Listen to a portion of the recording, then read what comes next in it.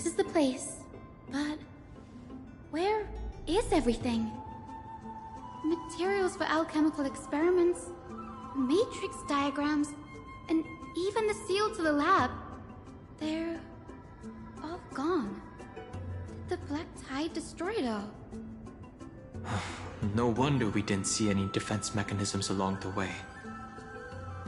Have you ever been here before? No, not even close. Not only are alchemy experiments high-risk activities, but Professor Anaxa also has a penchant for using bizarre materials. Students often saw him walk in looking right as rain, but come out covered in soap with his hair singed.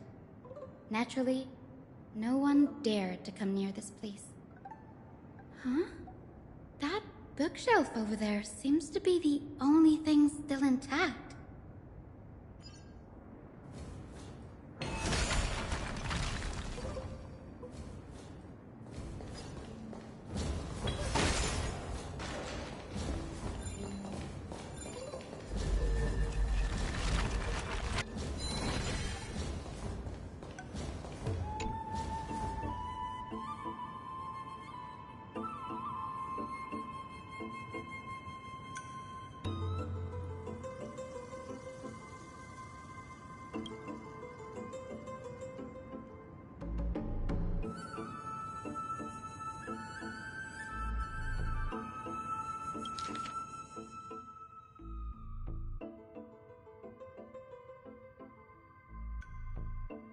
What's going on?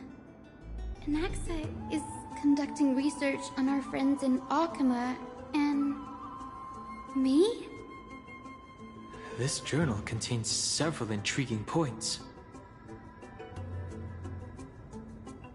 From the Abyss of Fate to Castrum Krumnos, I've seen many a Titan creation during my time in Amphorius. Life forms created by Circes can also be found in the Grove. But fusing them with human souls through alchemical means? I can't even begin to imagine. Anaxa seems to hold special interest in the divinity coursing through the Chrysos Heir's veins, and has even conducted a thorough investigation into the heroes' backgrounds. It wouldn't have been so strange if he had focused only on Cassie, given her own curiosity about her origins. Plus, considering that the new Sporists have crafted omnipotent medicines capable of curing diseases, it also makes sense that he would conduct research on immortal Chrysos heirs. But now, it seems Anaxa's objective was never to create medicine, but to identify the origin of the golden blood and figure out its inner workings. Through alchemy, Anaxa aims to refine the golden blood in the Chrysos heirs to a degree of purity equal to divinity. This must be what he means by close to true purity. But treating both Titan creations and the human body as materials to be used in alchemy experiments? That's rather extreme. Danny, look at this. I have a bad feeling about this.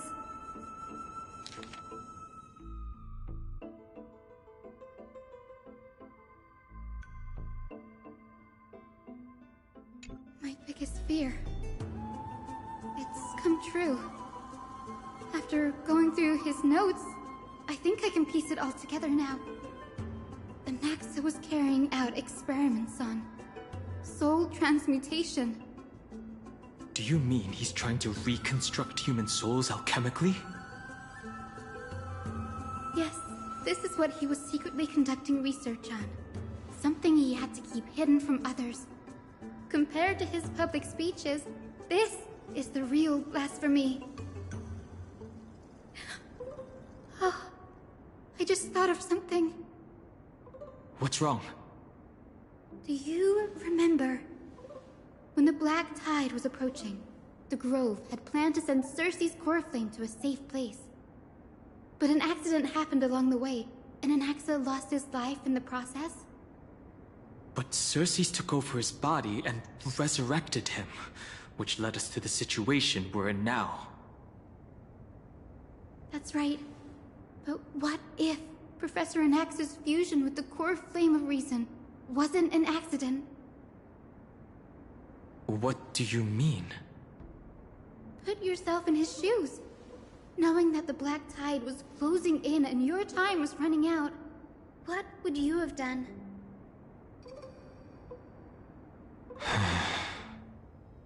I'd put my theories to the test, no matter the cost. Exactly. When the black tide came, the true reason Anaxa headed to the Luminary Throne was to transmute and fuse himself with the Titan's core flame. Did he succeed? No. Judging from how he reacted after the event, the results came as a surprise. Maybe he failed to consider the possibility that Cersei's would make a similar decision. The manuscripts detailing all the alchemical formulae have been taken away. His research is still ongoing. Could he have taken them for other purposes? Like, what? There's only one Titan left in the world now. No. No way. To conceive an entity of perfection, one must first understand the principles of creation. If Anaxa is in Akama now, then that means... He's after Kefali! Sir, this sky above us, it's not real, is it? Of course not. This is just an image from a projection device used for educational purposes. A simple trick. The day-night cycle has been lost to this world. So that students like you may still learn about the night sky, astronomers have harnessed the Titan's miraculous power to manipulate the light, projecting the nights of the past here for you. Much like how the sky above the Holy City is also illuminated by Kefali's dawn device. So, the skies of Akama are fake too. You mustn't conclude that, Anaxa. You should know that only a child would expose a trick and be proud of it. Often people know more than they let on. They simply choose to feign ignorance because they have no other choice. Then they're just deluding themselves. People believe in Kefali's tale of Genesis, accepting wholesale whatever the priests preach. But we're different. We've already walked out of the firelit cave of ignorance. We have already realized that we live in a world where Titans make the rules. Even when we look at the sky, we're only seeing what they allow us to see. Rather than gazing at this mockery of a night sky fabricated by them for the rest of my life, why shouldn't I be the one to take control of the projection device instead? So much time has passed since you sowed the seeds of doubt in my heart, child. Many a night, I find myself penning down all my theories and wild ideas, only to burn them to ashes when I open my eyes in the day. Why? Because we'll face death by burning if word gets out? As a sage of the Venerationists, my soul has already become inextricably linked to the great tree.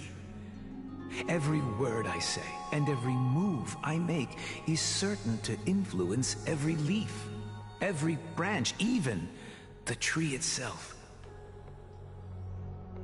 But above all else, my days are numbered.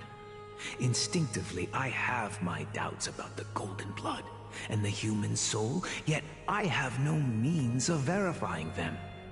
The golden blood in my veins is woefully thin, and I am loath to waste what little time I have left obsessing over a hypothesis that cannot even be proven in the first place. But I can, sir. I can do it for us. The time is right. Give me all that I need, and I shall accomplish this grand feat on your behalf.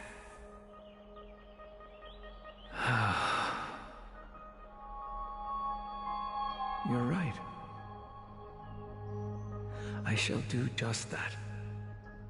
In the next meeting of the sages, I will spare no efforts fighting for the rights you deserve. Go. Establish your own school of thought. Find out what we are. Become the one who conquers the ultimate truths of the world. Child of humanity. You didn't go to such lengths for an audience with Kefali. Just ask him a few questions, did you? So, you figured it out. If I were as foolish as a Dromus, perhaps I'd throw myself down and prostrate before their greatness, begging for the gods' prophetic wisdom. Well, sorry to disappoint, but I'm no Dromus. Alas, I am a human, standing tall on 2 feet, possessing both intellect and pride. Before such power, does it make any difference whether you're a human or a Dromus? I'm sure you're familiar with the story of the Styxians. When the raging waves threatened to swallow them, they didn't just give up and become sitting ducks. No. They constructed a dam that kept the roaring tide at bay, chaining down the mad Fagusa. They call me a blasphemer, Circes. But that doesn't mean I deny the existence of gods. It's just, as I see it, Titans are simply a force that mankind has yet to find a way to tame. Oh? If power that rivals the Titans is what you crave, why not conform to the prophecy and brave the trial? Why stop at harnessing the power of the Titans when I can do so much more? The source of life is what I wish to grasp, to understand what makes up the soul, and to learn what we really are. Thanks to you, I've had the chance to personally verify, in more ways than one, that the soul indeed ceases to exist in death. But where there is death, there is life. And where there is an end, there must also be a beginning. How then is a soul born? That was the only unknown variable left in my calculations. And by the sound of it, you have already formed a conjecture. No, I have already drawn a conclusion. In my journey unto death just now, I finally saw the answer with my own eyes. Professor Anaxa. I'm here. Her life hangs by a thread. I must ask you to refrain from taking any unnecessary steps. Of course. I'll bring this to a conclusive end, and give you the answer you so desire. However, in accordance with the principle of equivalent exchange, I must also demand from you what I need. As you wish. Don't you care to know what the price might be? It's a matter of uncovering the truth about the Death Titan and her survival. This may be the only time I can ever save someone's life. There is no need for me to think twice. I see. In that case, let the show begin. Indulge me. Am I correct to say that you intend to prove Thanatos' whereabouts and prove the nature of our existence now? Before I begin, I must confess I had been stuck in a cognitive trap all this time. As unrelated as these two propositions may seem at first glance, they are in fact logical equivalents. They are merely two different ways of telling us about what the soul is at its core. The reason I say this is as I've mentioned earlier. The answer was hidden in my journey unto death. Professor, you were in the Netherrealm? Yes, I am but a living dead man now. But that's not important. What truly matters is, I overheard a conversation between heroes. That's not all. Remember how I said you were a part of that conversation too, Circes? And I've told you that I have no recollection of such an event. That was likely just an illusion conjured up by the mind of a dying man.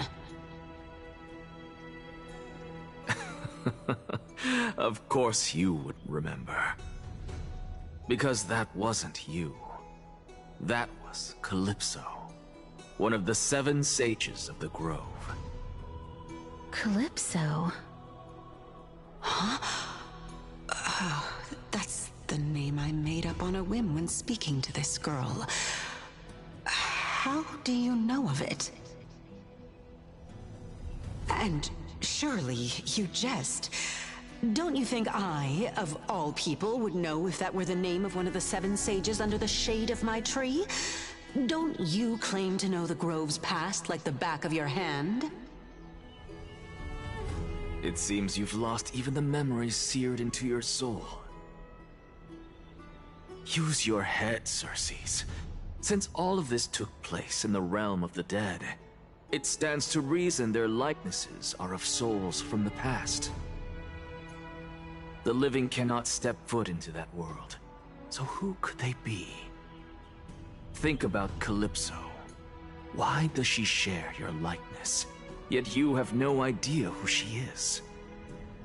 The answer is evident, is it not? Those fallen heroes are the mortal incarnations of the Titans before their ascensions to godhood. The gods aren't master creators born out of thin air, and they are no different from humans, because they all evolved from one.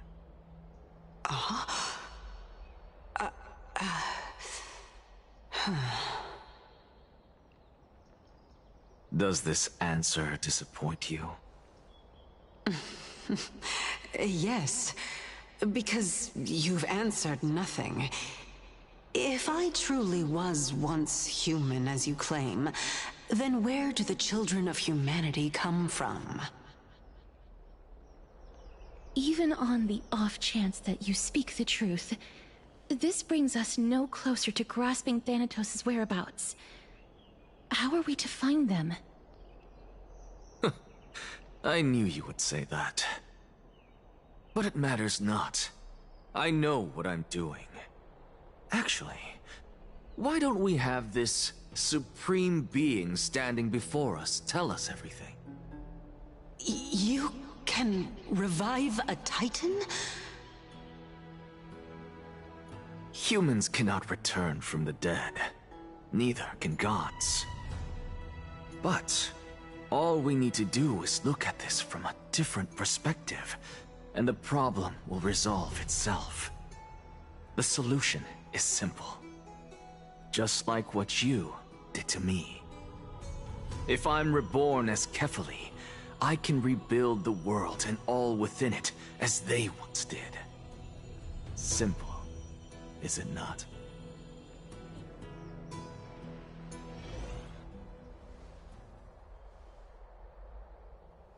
I have news from Hyacinth and Dan Heng. Anaxa might be trying to do something with Kephale's divine body. Kephale? But what could Anaxa want?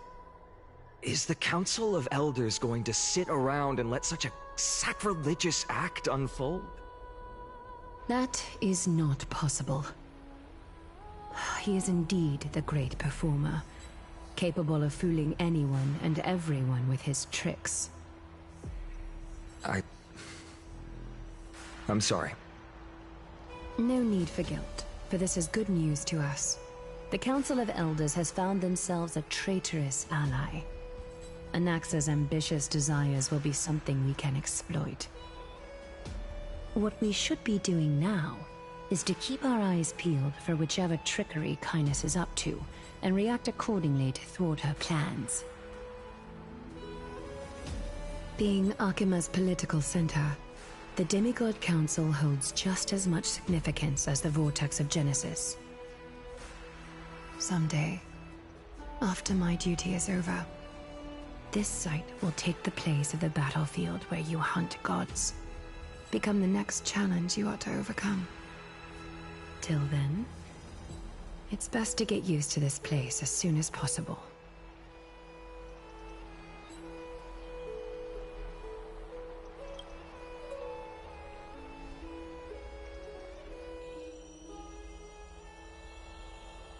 Preposterous! The Christos heirs only have their standing because of the Council of Elders! How dare they trample over it! Oh, wow. These people are shooting daggers with their eyes. It's been a while.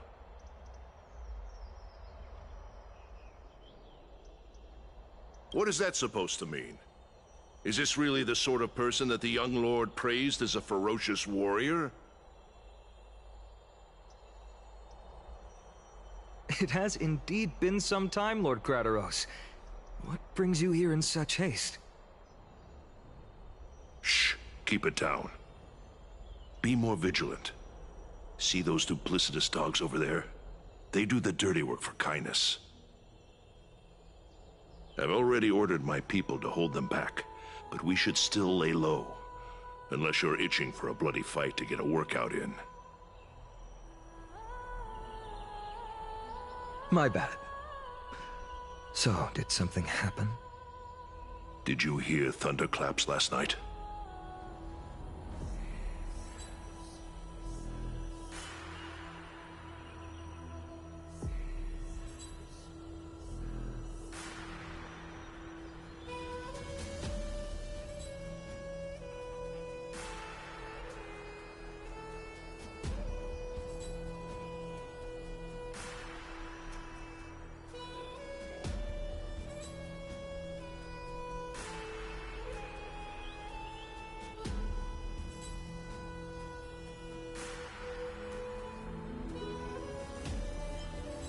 Thunderclaps are beacon signals of strife.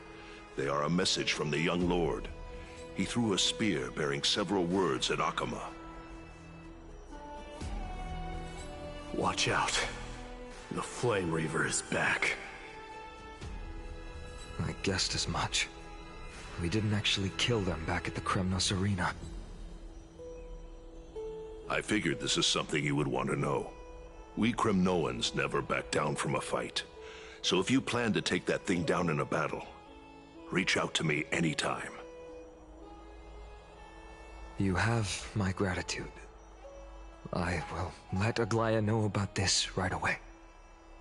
Remind her to be on her toes while you're at it. That vicious Kindness has been unusually active lately. Those lackeys she keeps under cover have been going in and out of the city a lot more frequently these days. Some even seem to be getting Kremnoans to defect to the Council. Get off the stage! Down! How dare you! Don't place that! That's her. Looks like you can see it for yourself. We should get back. Thank you for the intel, Lord Krateros.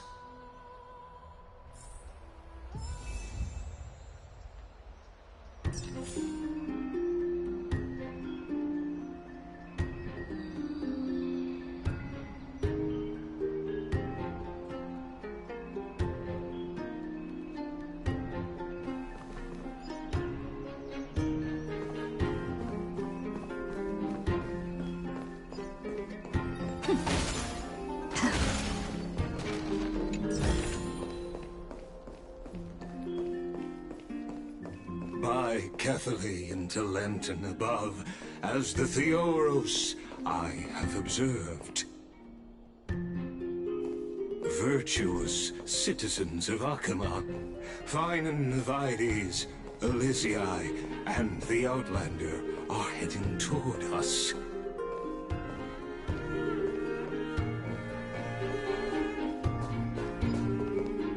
Aglaya, what happened here?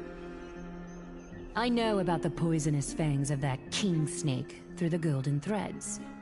In the past, I would be confident about keeping her in check, but I admit I am now unable to do so. What do you mean? It is no longer about eloquence or arguments.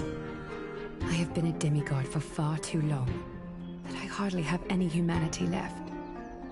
Before I realized it, I have become no different from these hypocrites, no longer capable of relating to the people. This has come a lot sooner than I expected.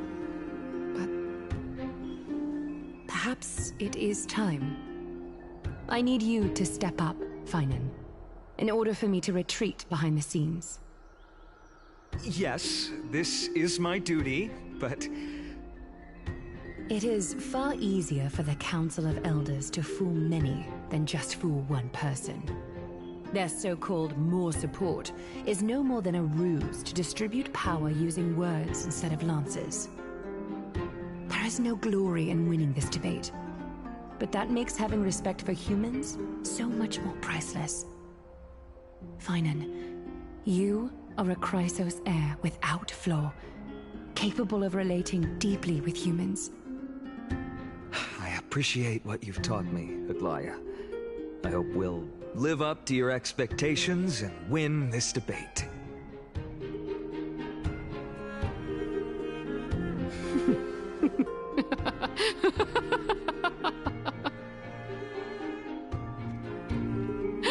Oh, you've done well, Lord Calictus.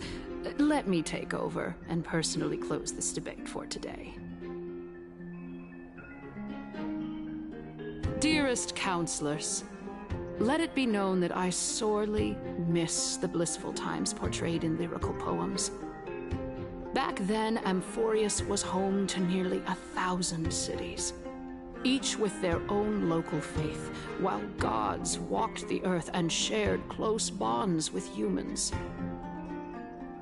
Yet, in the present, people from all over are forced to leave their homeland to seek refuge in the holy city, where they hope to rest under Kephal's protection. All of us have long been in the same boat, with no way out of this plight. We didn't have a choice in the past, but now, the Council of Elders brings to the table a new possibility. All I have left is one question for you. Would you rather strive toward the unheard of Era Nova, or return to the prosperous Era Chrysia of our past? Make your choice. Now, which of the two would lead mortals to an ideal future?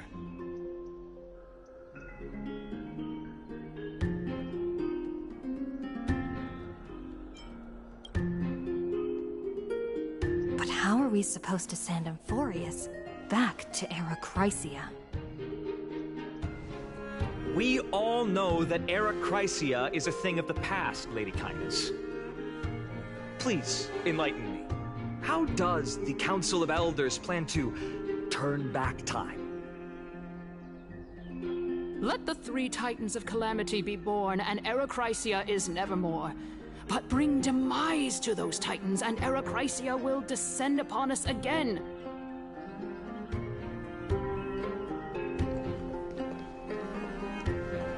know that the Council of Elders is never one to make empty promises. Look at who we have on our side. Anaxagoras, one of the Grove's 7 sages, and Castorus, Idonia's goddess of death. With the help of these 2 heroes, I can promise all of you that Era Chrysia will exist once more. Aren't they Chrysos heirs?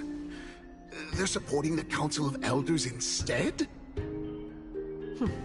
It's clear from the start that these heroes do not get along well in their group. All the more proof that Aglaya is unfit to speak on behalf of every Chrysos heir. I am in favor of Era Chrysia. Era Chrysia! Era Chrysia! Era Chrysia!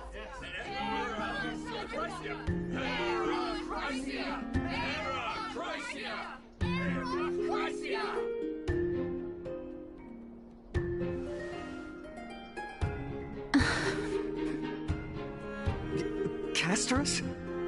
Why are you standing over there? You finally arrived, Naxa. So have you, Cass. Don't worry, Aglaya. Well, I know that you have many queries. Could you continue to converse like how the citizens normally do? Tell me, dear citizens, if we successfully retrieve and return Thanatos' core flame without anyone passing the Death Titan's trial, what would happen next? The answer is simple. We will have a chance to rid the world of death and bring Amphorius back to an era when all beings live forever. We'll usher in a new future that will be entirely different from the Flame Chase journey. He's one of the 7 sages. That's impossible. I really don't believe this. Your proposal is much too idealistic. As long as the Black Tide still exists, how can we go back to the old days? Remember what I previously said? Kefali's core flame is guarded by the secret power of the Council of Elders. Plus, Fagusa's water curtain will be able to block out any external perceptions. Tell me, dear citizens, have any of you ever seen even a glimpse of the threat that this person is talking about anywhere within the walls of this majestic holy city?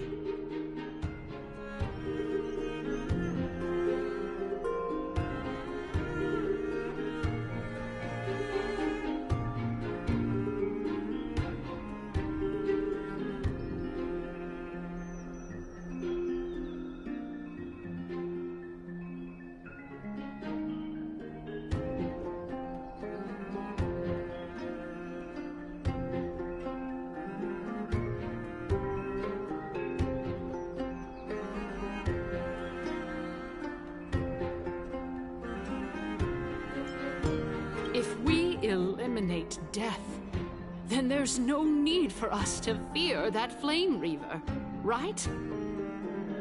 Citizens, let's loudly sing the blessed hymn. Oh, beautiful old world, where are you now? Oh, legendary Era Chrysia, return to the mortal realm. After the destruction of the 3 Titans of Calamity, the Flame Chase journey will have to end.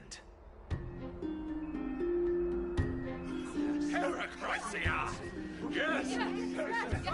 Yes! It has to end! It has to end! It has to end! It has to end! This is bad. The masses are now totally riled up. Anaxa, pray tell. Everything that you've mentioned hinges on the premise that we can find Thanatos' existence, right? Thank you, Lady Aglaya, for still caring about this city. However, dear citizens, We are truly fortunate and blessed. For Castorus, Idonia's goddess of death, will surely find Thanatos under my guidance. What? With that, I solemnly promise that the core flame Lady Castorus brings back will be personally managed by the Council of Elders.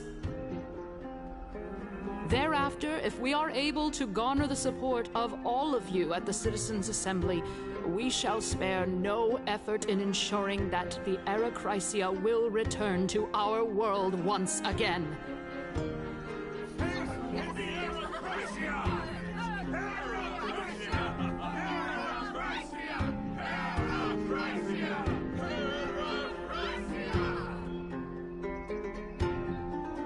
With the balance shattered, the result is clear.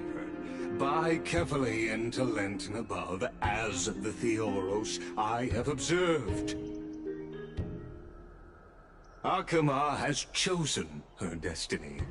The issue up for discussion at this Citizens' Assembly shall be modified to the suspension of the Flame Chase journey. This resolution shall be put up on the Wall of Heroes, such that all citizens are aware of the city's way forward.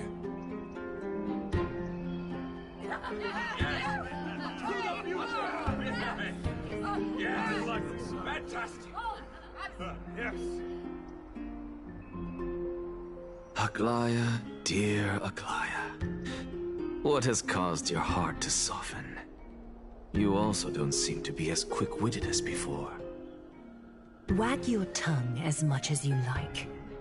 Since the Flame Chase journey has been preordained by the prophecy, our failure has never been on the cards. Well then, I guess we'll find out if that's true at the Citizens' Assembly.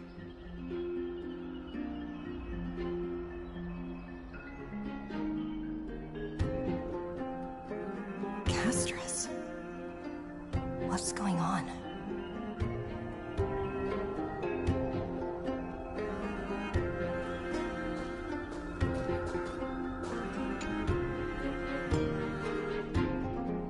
Well, it seems that when I sent you to look for Anaxa, I unintentionally facilitated your partnership with him instead. My apologies, everyone. I know that you have many questions to ask me. I will answer them to the best of my knowledge. In that case, please tell us as much as you can.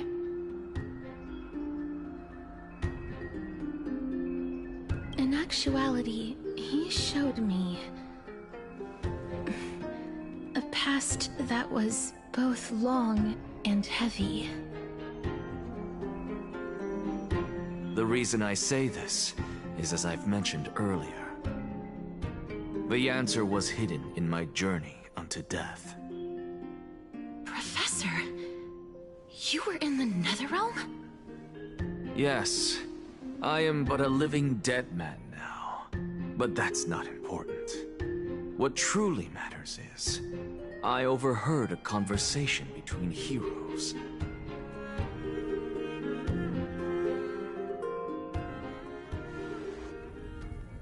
Have you heard of this tale before? A tale about the ocean god's treasured pearl, our hometown. It was a seaside town which enjoyed the ocean breeze and glorious, peaceful times, thanks to the wisdom of its ruling queen. Until one day, an evil dragon descended upon the town. Its wings were large enough to blot out the sun, while its claws were sharp enough to rip the waves apart. It barged into the tall tower and devoured the queen's beloved daughter. It even settled itself in her bedroom, like a tyrant king. The queen assembled 300 warriors who managed to subdue the evil dragon by chaining it up. However, when the queen slit open the dragon's belly, she realized that the princess had long since been digested, and all that was left of her was a pile of bones. Devastated, the queen wept for several days. It was then that a devious, smooth-talking scholar arrived at the palace and suggested that the princess could be revived through the use of dragon bone and dragon blood. That liar called this process the secret art of alchemy. The princess was reborn! The queen was overjoyed, blissfully unaware that the evil dragon's soul still lurked within the princess's body. As revenge, the evil dragon swallowed the poor queen, the glib liar, the courageous warriors, and all of the town's innocent civilians in a single gulp. Worse still, the souls of the deceased refused entry to the Netherrealm because they were filled with regret. Forced to roam the mortal realm, these resentful souls ultimately converged into a river of souls that would not retreat for a long time. The terrifying death had consumed all. Thereafter, our hometown fell into ruin as well. Until... Until?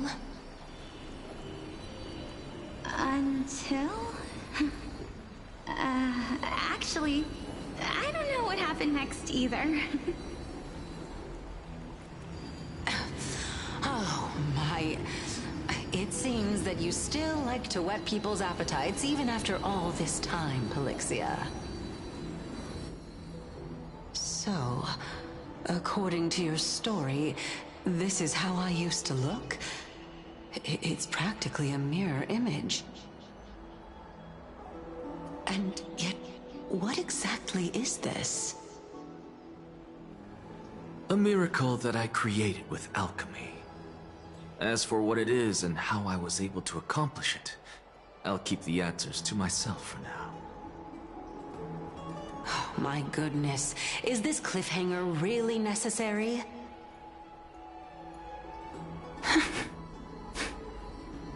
Quiet, Titan. Continue to enjoy this splendid play, and the truth will naturally reveal itself. Dragon, huh? I've heard this legend before. In that case, what do you think of it? I think that this so-called alchemy was a tenuous analogy added to the story by future generations. After all, you've never heard of a tradition of alchemy in your hometown before, have you? Indeed. Before I left home to pursue my education, I never even knew that anybody was looking into this area of study. Therefore, we can just treat this tale as a fable told to young children. A fable, you say? If so, what moral is it trying to impart to the kids? I guess it might be the concept of equivalent exchange? Oh? I thought the moral might be closer to something like honor the dead. Huh. What? At a loss for words? No, I merely realized that we're both thinking of the same principle. If life is priceless, then there is hardly anything else in this world that is of equal weight to it, right? Indeed. As expected of the wisest scholar in the land. You flatter me. Why don't I ask you a question as well, as a form of equivalent exchange? Of course. What is your question? If I imparted my knowledge of the art of alchemy to you, would you use it to resurrect someone you loved? What? What kind of strange question is this? I got it. You're just trying to get me to tell you whether I like anyone, right? Let's just leave it at that. That was rude of me. Yes, I would. Oh? Death is inevitable. In the days to come, I'm certain that someone whom I cherish deeply will leave me for good. If such a mighty power really existed, I think I would use it without hesitation. After all, you, me, and the rest will all have to face that fateful moment eventually.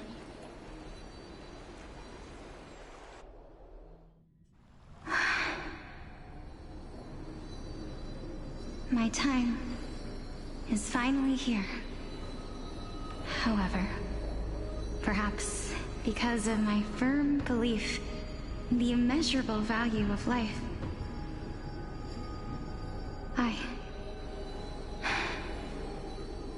I am unable to complete the trial. You shall wither, and through that, the dead will sprout again from the remains, and be reborn with the dead flame. It is a pity that fate is such a cruel mistress. Is there no other way of interpreting those words? I'm afraid that the meaning is clear. Between my sister and me, one must pay the price. Our trial can only be completed when the one chosen sacrifices her life.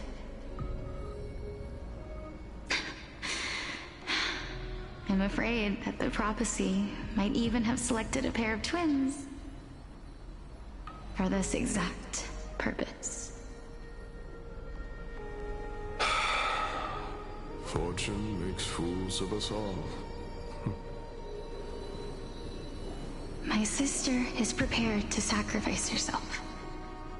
And yet, I can't do the same. How absurd. My time is almost up, but I'm still afraid to welcome death. What should we do? If I'm ultimately not able to make up my mind... Since Chaos is willing to guide all of us and leave this trial to the end, there is still plenty of time for you to ponder. That's right. Don't allow the fog of an uncertain future to cloud your mind. Trial, prophecy, the topics that they're discussing seem familiar. But these three people must not have left their names in the epics. Otherwise, I would have some recollection of this. Amphorius's history before the Titans were born was complete chaos. Is that not strange by itself? I have long held three hypotheses about this. However, let's continue watching for now. Calypso, Polixia, and this warrior. I seem to have met him somewhere before. Regarding this matter, Nias, are you confident that you'll complete your trial? Of course. Though, I am worried about what will happen once I've emerged victorious.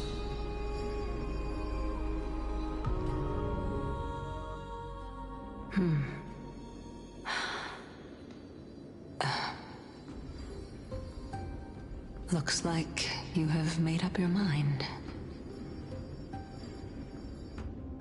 Yes, this is the safest course of action. Completely separating courage, honor, tenacity, sacrifice, and reason. You really know how to make things difficult.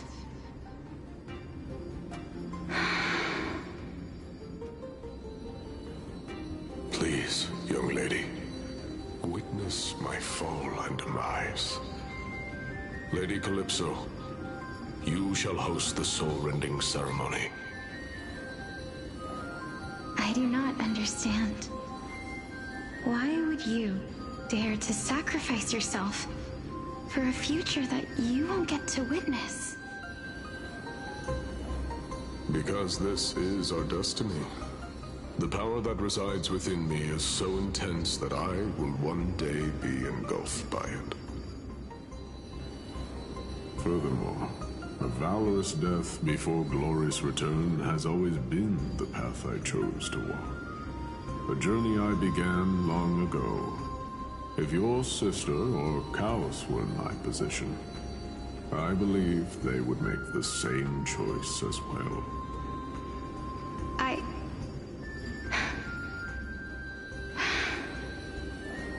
I'm not that brave. I don't know how I'm supposed to face such a serious affair.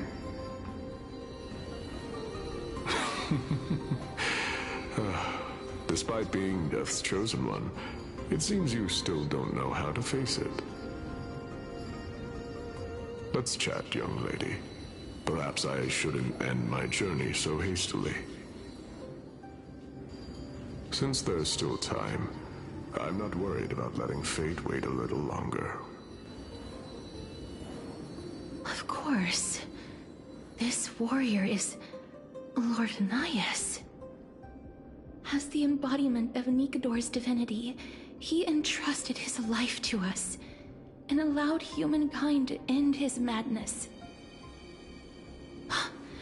That means that what I'm currently seeing before my eyes is, in fact...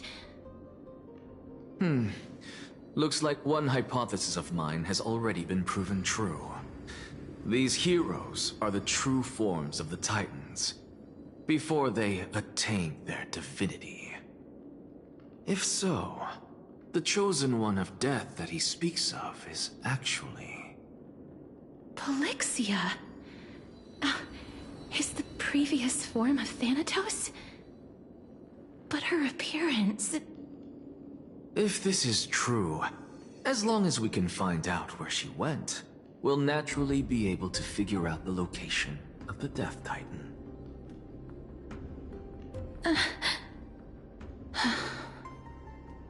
But before that, we first need to witness what ultimately happened to Lord Anaias.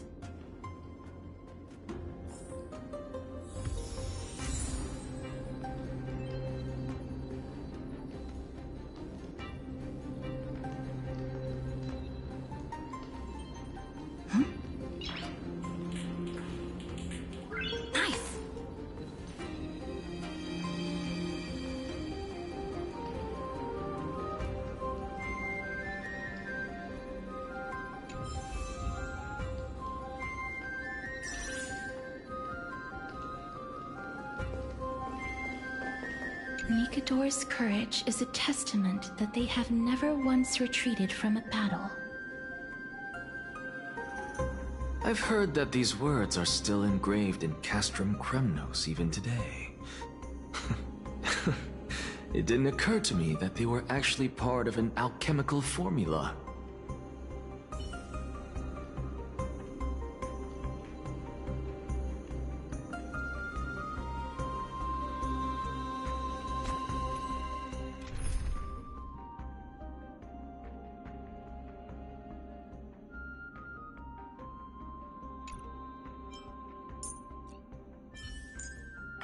Do not worry.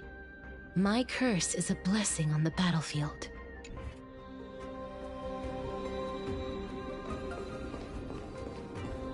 Lord Nias's honor is sealed here. Incredible. The honor in this child's soul is so light.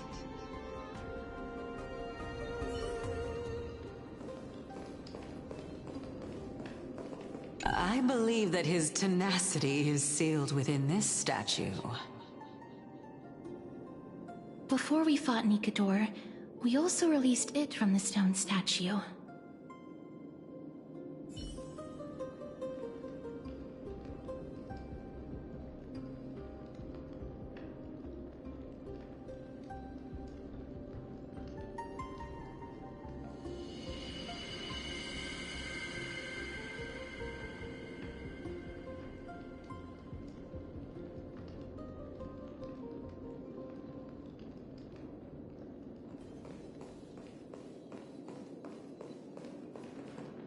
Sealed within this statue is undoubtedly his sacrifice.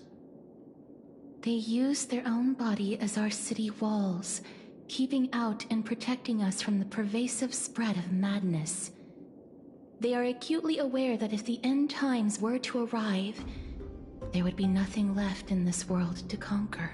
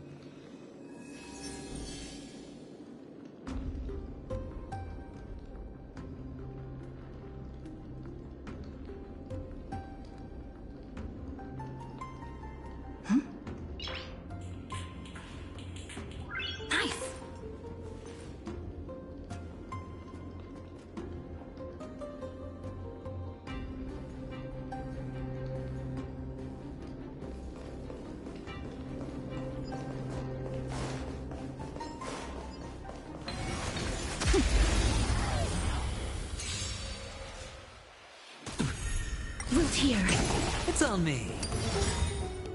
Bust? Or maybe I'll take it all! I choose you! All in.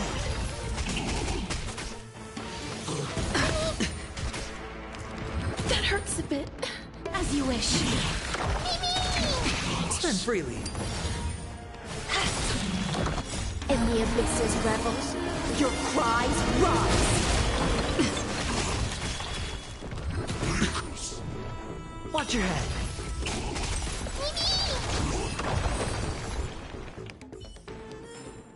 Reach the end of the story in your own way.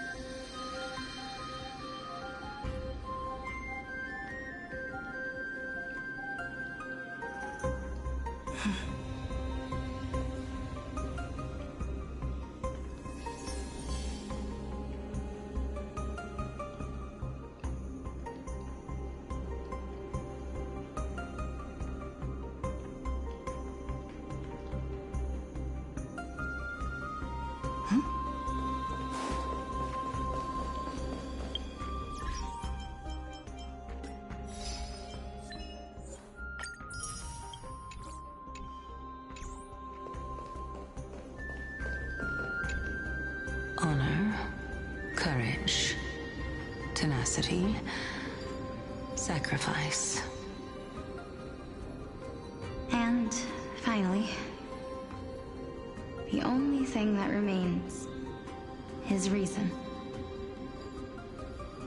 Cheer up, young lady. There is no need to shed tears over a glorious death. All farewells in this world are sorrowful, Lord Nias. No, young lady. As a warrior, I have witnessed too many bitter deaths. But now, all I feel is peace. I did not know until this moment that mortals could live their lives in such a way. Although only a sliver of your soul remains, you remain so optimistic. Or maybe the truth is that you aren't able to feel sorrow anymore. To be honest, I don't know either. But I am certain of one thing. This is not an acceptance of death nor apathy toward it. It's not even a feeling of despair. I am just enjoying what remains of my life to the fullest. Enjoying? Indeed. Along this journey that we've taken together, not only have I changed the world, I myself have also changed in the process. And now I have reached the journey's end. When I look back and see the grand epic that I've personally written, how could I not revel in that fact? But when you depart the mortal realm, won't all of your accomplishments be reduced to nothing? Separation and death are two sides of the same coin. Reconciling this doesn't come easily for a mortal.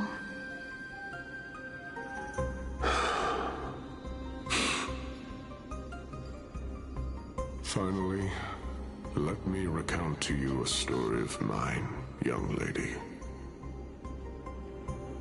The first time I returned from the battlefield, I felt extremely hollow. The calamity had devoured everybody on the battlefield but me. When I returned to the city alone, the citizens held a banquet for me that was far from pleasant. I felt as though I was still on the battlefield, and the person who had returned was nothing but an empty shell. It was late into the night by the time the banquet ended. My head still reeling, I returned alone to the barracks. On the way back, I encountered someone. It was a crazed scholar looking at the night sky and muttering to himself by the side of the road. Although I tripped over him and fell, I wasn't angry in the slightest. And maybe because I saw myself in him, I inexplicably asked him a question. Do you think that it'd be better if we just died on the roadside like a couple of stray dogs? To my surprise, he shrugged his shoulders and sighed. How does someone who is currently experiencing death, dying and living, afford the same amount of bliss? Now please go away and don't block my starlight. Are you trying to say that there is no difference between living and dying? For they are both journeys that lead toward death? That's exactly what life is, and death is, but a scale to measure how valuable the journey was. Journeys and epics are only glorious and magnificent because all things eventually fade to dust. Therefore, young lady, don't detest your fate. Instead, willingly and respectfully embrace it. The embodiment of strife, telling me about the majesty of the world. Indeed. I believe that when the fated moment eventually arrives, you will be able to understand my words. It is time for me to knock on death's door. I will set up a long table at the end of the road and humbly await your arrival. When that moment finally comes, let us drink and be merry then.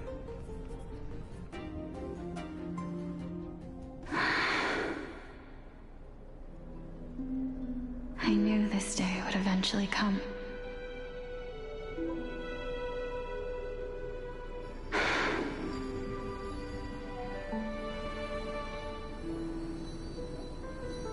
Are the both of you ready? Mm-hmm. Elixia. I'm here.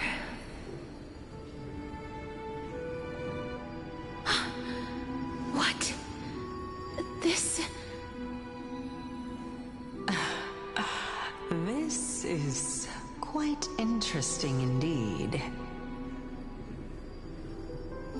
Is this...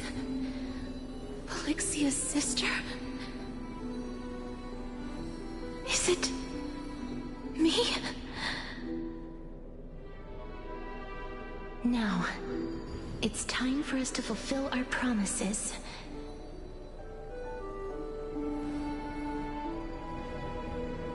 Are you afraid?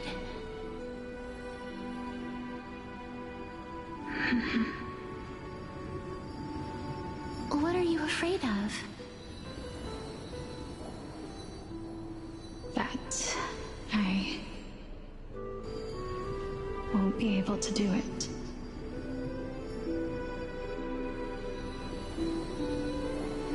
You shall wither, and through that, the dead will sprout again from the remains, and be reborn with the dead flame. As foretold in the prophecy, and according to our vows, once it all ends, we must face our fated moment head-on. Even if it was prophesied, do we have no say in the matter? It's so unfair. Why are we the only ones who are forced into mutual destruction? Let me do it, sister. Let me be death's sacrifice. I was never long for this world anyway. But you're different. I was the one who wasted your life after all.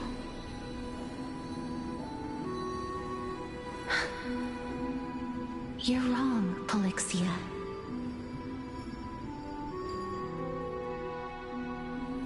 I don't think that my life was wasted. Just the opposite. When I finally arrived at this destination and looked back at the journey I took, I discovered that flowers had long since bloomed along the path I walked. It was you who sowed the seeds for this sea of flowers, one that is more beautiful than the promised land at the end of the world. Besides, I have lived a fulfilling life. Even though I was fated for sacrifice, none of the things that I've experienced will dissipate. Instead, they'll forever live on as memories inside your head. Will they not? How could my memories of you ever compare to the actual you?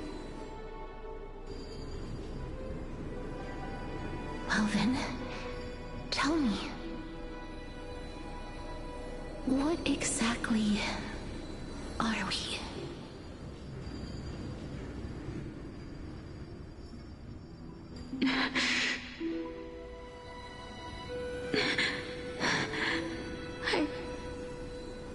I don't know. I don't know either. But regardless of what the answer is, regardless of how we're shaped by others, or even by this world, ever since we were born, the fact that we existed was predestined, and nothing could erase it. This is why I will always, always be by your side. We're twins, after all.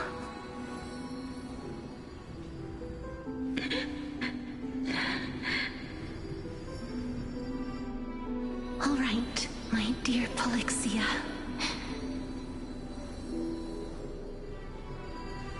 It's time to extract my heart and light the flame of death. After that, use it to plant the first bud in the prophesied new world.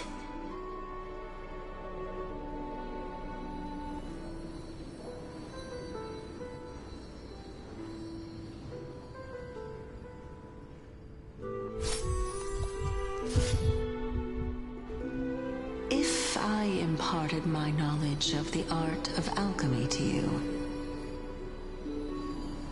would you use it to resurrect someone you loved?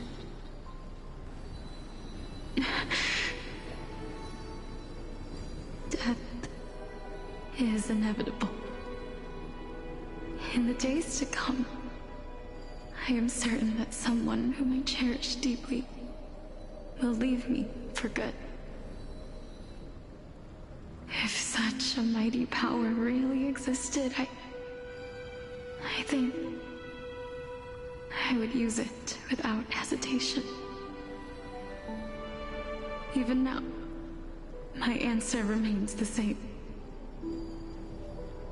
This is why, sister, I promise you,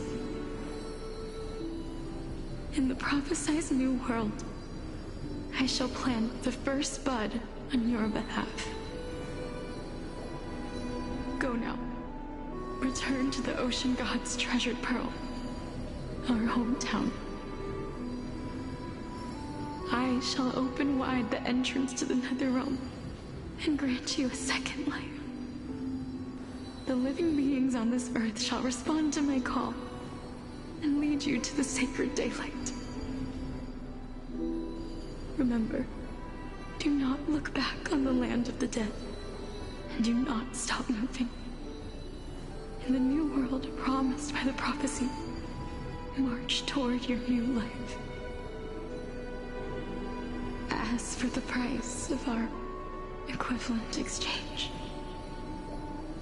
let me be the one to pay it.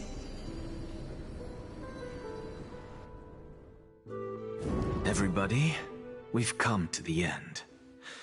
Unfortunately, I am not compatible with the Supreme Being, so I was unable to completely fuse their soul into my own body. However, being able to glean all this from them is exciting enough. I'm certain of this now. Before the Titans that we are well acquainted with were born, a group of heroes roamed the land. These heroes followed a prophecy and took possession of divine authorities one by one, until they eventually became the pantheon of the new world. Just like the flame chase journey of today, Amphorius's history is cyclical in nature. What a startling revelation. This means that the demigods, who bear the core flames, will also become the new Titans at the world's end, thereby shaping a new world? I believe that this is the truth behind the Era Nova as mentioned in the prophecy. This is utterly unbelievable.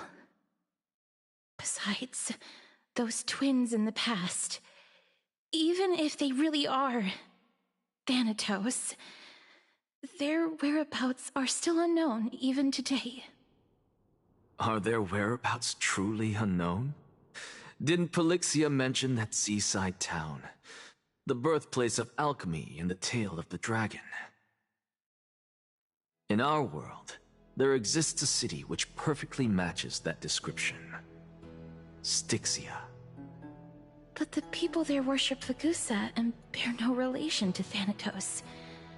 I have also never been to that place, as in the time of Idonia, it had long turned into underwater ruins. Take this. This is... the new Sporist masterpiece, the Philosopher's Stone. It was made by transmuting all of the sages' wisdom into a single entity, with their flesh and blood as its foundation. Remember, I've mentioned before that the art of alchemy is all about conversion, tempering, and ascension. This process also applies to the pursuit of truth. Regardless of how unbelievable this sounds, the truths of the world have been refined from the impurities.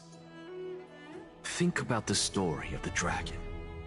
This stone will lead you to your real hometown, allowing you to reform the door to the Netherrealm and discover Thanatos' fate. You still look as confident in your victory as ever. But what if your conjecture is wrong? Simple. I shall merely admit to the entire world that my experiment was a failure.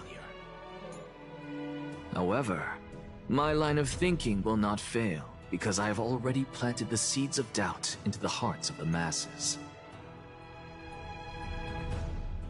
Actions speak louder than words, Castoris. With the assembly about to begin, don't forget the promise you've made. I've already searched for so long. I'm willing to try one more time. While we converse, her life is also slowly slipping away. But before I leave, I have another question. What exactly did we witness just now? That was the world imprinted in Kefali's soul. If we are to prove its existence, you must take the final step. Go. Do not disappoint me. I understand. Hey, child of humanity. Don't get antsy. I still remember the question you posed to me. As a scholar, I do not wish to offer up ambiguous conclusions. Let's discuss this topic again when she manages to find the evidence. I merely wanted to ask, was that stone transmuted from your heart? If so, rebirth is no longer an option for you. Why not? When I was a child, I lost someone dear to me. When I was a teenager, I lost my faith. A while back, although you saved my life, I also lost my soul in the process. Now I'm merely forsaking my body. What's the big deal? Why are you always finding ways to die? Isn't it good to be alive? This is but a necessary sacrifice on my path to transform into the purest of them all. Can someone who's dead even claim to be the purest of them all? Furthermore, if your hypothesis is proven correct, does it not just confirm that the myths are true, and thereby invalidate all your theories? No, it's just the opposite. If my hypothesis is correct, it means that I can actually ascend to godhood and reshape this absurd world that you all have created.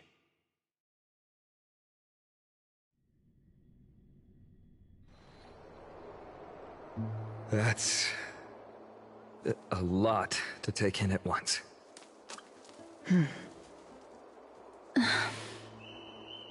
Lady Aglaya, please, let me explain. Go on. You know that the core flame of death has always been the greatest unknown regarding the Era Nova, which is why both you and Kindness desire to gain the power to control that core flame in the approaching Citizens' Assembly. Professor Anaxa has come to a consensus with Kindness. They want to suspend the trial once Thanatos' core flame is reclaimed, hoping thus to eradicate death from this world. If they're successful, then the flame chase journey will cease, and Akama can enjoy everlasting peace. But I know this runs counter to your wishes. So long as we do not usher in Era Nova, the Black Tide will never be eradicated. Even with Lord Mighty on the front line, and the Black Tide not posing an immediate risk, the danger nevertheless remains. Honestly, it's difficult for me to assess the pros and cons in this decision. But someone must bring the core flame before we can begin negotiations over it. The Titan could be very near. I cannot let this chance slip by. Besides, someone has to make this trip to bring back Mrs. Soul. Well said. You already had every reason to seek an audience with Thanatos. It's that great performer who has weaponized your wishes and placed us in this difficult situation. A world without death. Do you desire that too?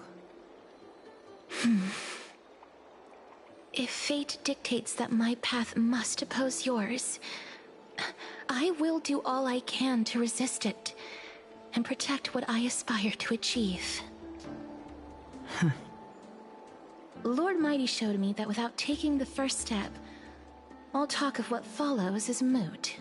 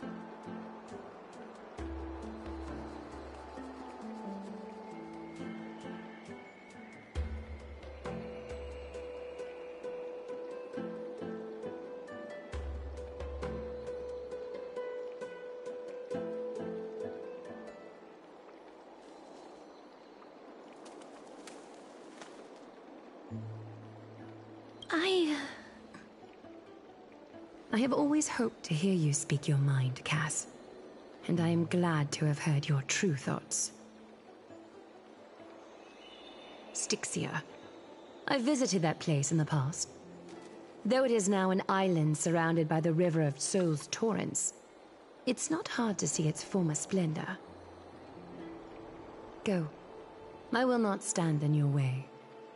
As for you, you are someone who has cheated death. I believe you have more than enough reason to make the trip with Casterus and meet the god of death himself. Casterus, I too look forward to your journey. I wonder what kinds of new interpretations your completed story will bring to the Flame Chase journey. Thank you, Lady Aglaya. I hate to put a damper on this heartwarming moment, but if Styxia is now an island surrounded by the river of Soul's torrents, then how do we find a way in? Lady Treby is probably... The answer is quite simple. In the Mids, Zagreus once made the domain of the dead their treasure vault. That is to say, they could enter and leave the Netherrealm as they pleased. And if they could do that, then it follows that the demigod who inherited their divinity must be capable of the same. I'll see you at Marmorial Palace at Action Hour tomorrow. Cypher shall be your guide to finding that ancient city.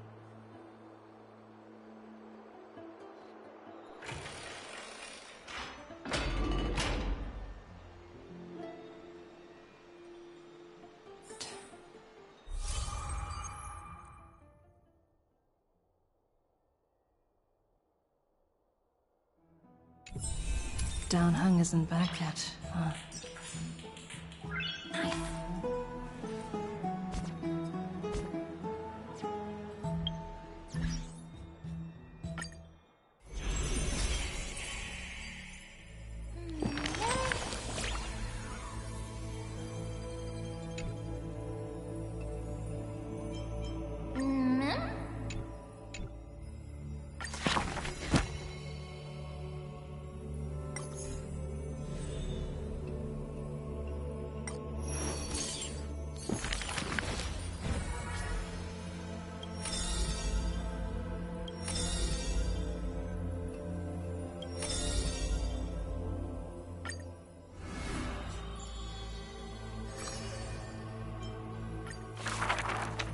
Born with an evil curse. Her hand dips into lethal cinnabar and white lead to personally decorate the faces of the dead. Her skills are said to bestow beauty on anyone, even transforming their appearance completely. Many skills were born out of her seclusion, but it painted her dwelling in a gloomy vision. Only a select few have set foot in this mansion, and the thief and the weaver were two such lucky persons. The girl converses with all items in the house. Specimens, tea sets, and even pillows in profusion, as if she can hear the responses of these non-living things. I have always lived in isolation. Out of courtesy, this is how I practice my words and actions. 'Tis hard to believe her explanation. Her face when talking shows such a gentle disposition that unless she is telling fabrications, she must regard her partners as mere children. Thus, people pass these rumors down. Within the area of her encirclement, all things became frozen, escaping time's increments. It is an exaggeration, that is certain. People only found an ancient lion's head in battle's ruined armaments. Those words are true. The head itself was nearly dead. Though they won in fierce battle, the warriors were powerless to turn the tide. It was the embrace where death dwelled that gave early release from their pain. This is how death escapes time. She keeps every final embrace hidden in her immortal heart. Out of her numerous works, butterflies and flowers often stand out stark. Ignite them, and you can almost hear the maker's remark. Even in death's silence, her sound can still be heard. It is a gift greatly treasured by the maiden. Few have the honor to be graced with such work. Only one has the heart to burn such a gift, and the reason she gives is rather far-fetched. I must peer. into all fates unknown. The power of time is boundless. But there is one thing that it cannot conquer. Death is abominable in humans' eyes. Apart from my identity, there's nothing about me worthy of praise. The beloved Goldweaver hears this in distress, then tries to teach her the art of weaving and threads. It has been said that the maiden has works that the Holy City possesses. But this is the judgment the Goldweaver expresses. Ah, well, none can know all things, nor be skilled in all crafts. Her works are too early for the living to comprehend.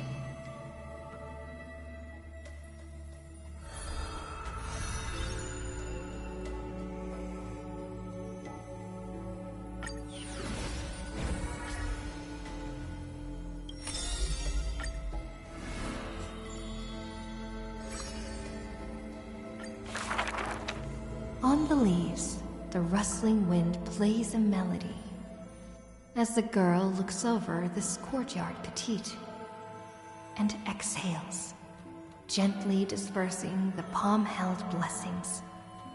The entire yard is lit softly, like a dandelion bathed in sunlight. Is this courtyard a tad too small? It's okay, Clementine. As long as it provides warmth plenty. The girl makes the courtyard tidy, and in the Evernight lands outside the Holy City, there is now a light curing souls' maladies. The girl's skills can bring forth miracles, but today she welcomes a patient quite special. Welcome to the Twilight Courtyard. How can I help you? The gravely patient shakes their head. The end times are coming, and we all wander more and more. Oh, you may heal our wounds, but you cannot cure despair. The girl watches the patient leave, and her heart swells in sorrow. Clementine, prepare some things with me. I want this place to be brighter tomorrow. The redhead child takes the girl's hands. Long time no see, Hyacinth. Are you here in Akama for a visit, or do you need help from us? The girl recounts her needs. I want some shining things, even if they are considered junk. Multicolored paper bags, crystal clear glass, cottons variously dyed, and jingling wind chimes. The girl brings them back to the courtyard and spares no effort to decorate all around. And when some fireflies wander in, the girl is all smiles. Little ones, thank you for your light. The patient returns here and opens their eyes wide. Multicolored dreams on the rooftop now reside, and the lawns contain the sweet whispers of sunlight. A soft breeze passes, with no hint of cold, only serving to wake the playful chimes and ocarinas of delight. Wow, there's light everywhere. What a warm place. The news is soon spread by the grove, and people with empty hearts visit in droves. The girl prepares candies and tea, and listens to every visitor's complaints. People say there was once a star called the sun in the sky, but now that star is no longer there. People say that Aquila took away the world's light, but they still left behind a heart bright to illuminate this happy dream in the night. Like the blizzards in in the month of mourning, doth calamity fall, burying warmth and dawn's calls. Orderless tides swallow up the grove of reason, and that tiny, healing haven is also extinguished, broken and barren. When the girl, far from home, hears of such grave news, the wind brings her a moment of confusion. But it also evaporates the tears that briefly sparkle into being, and the girl still smiles, bright and happy. Soon, the people of Akama see once again the girl collecting more pieces and tokens, wanting to rebuild that pure haven. But she never realized that wherever she stood, she herself was that holy courtyard, that light-filled haven.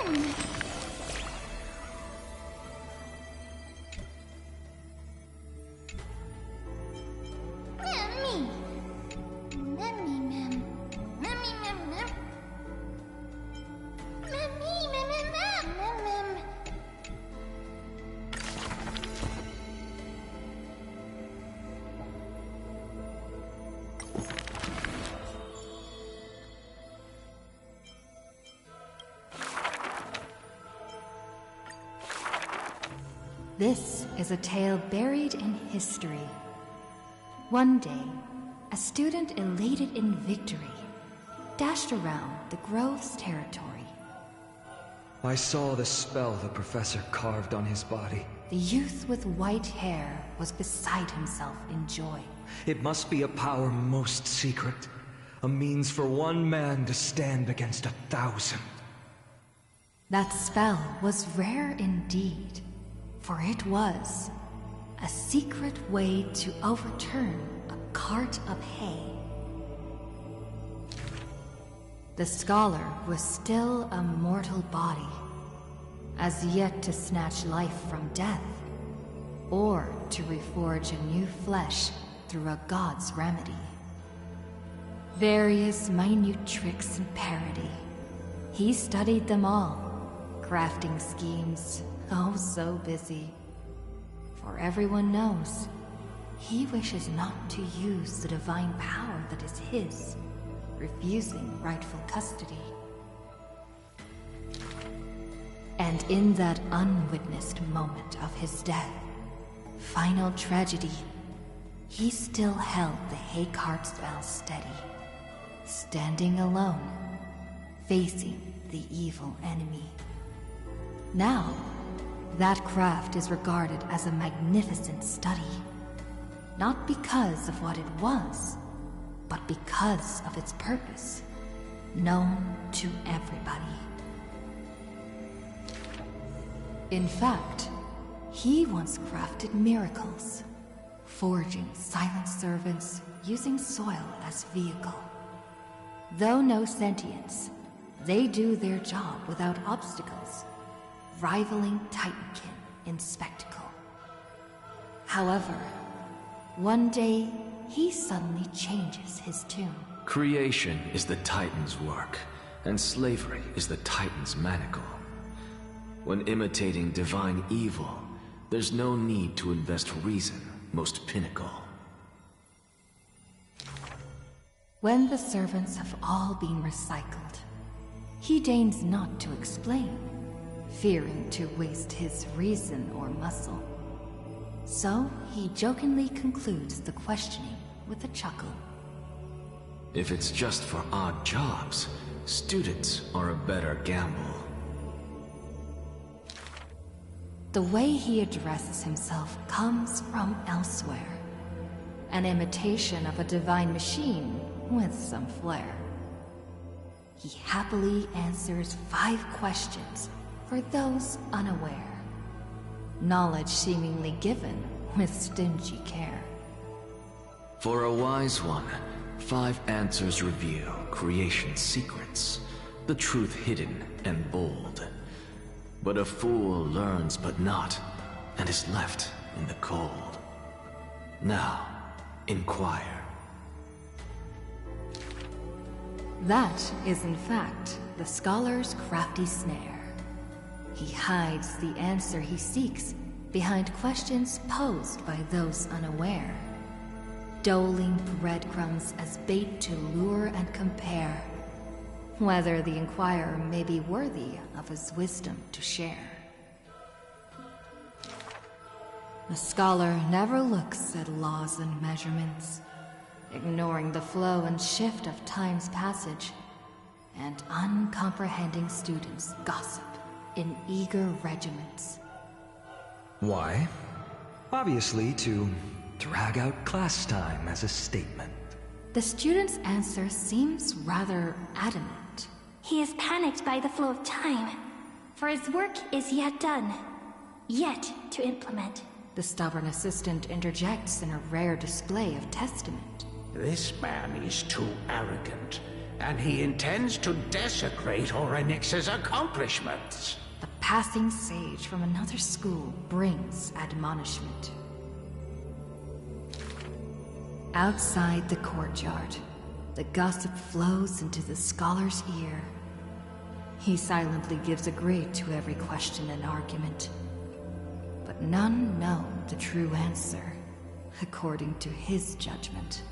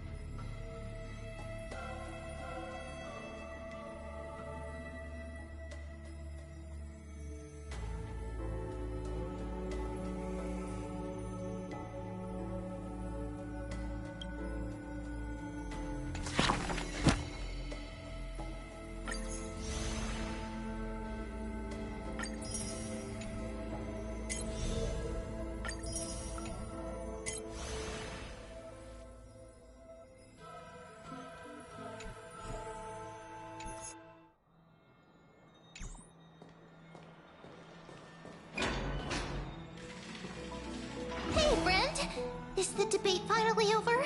Did you win?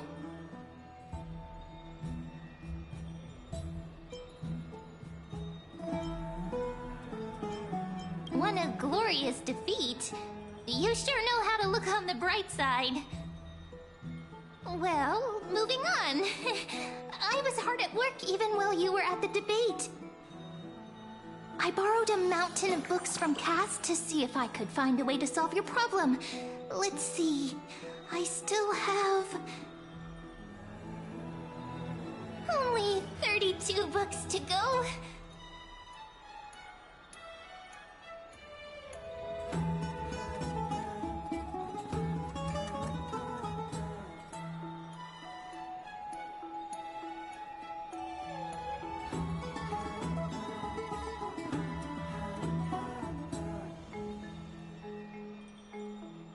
Really? Oh, that's fantastic news. I knew it. Hard work always pays off. Especially if you're as diligent as Mem. I feel like a huge burden has finally been lifted off my shoulders. Why are my eyelids so heavy all of a sudden?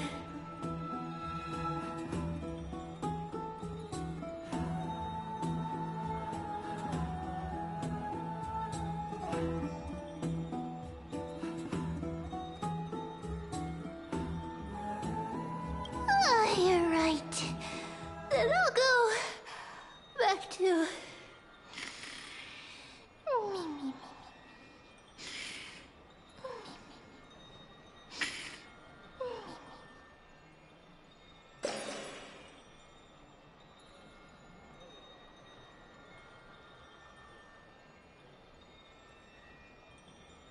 Good night, Mem.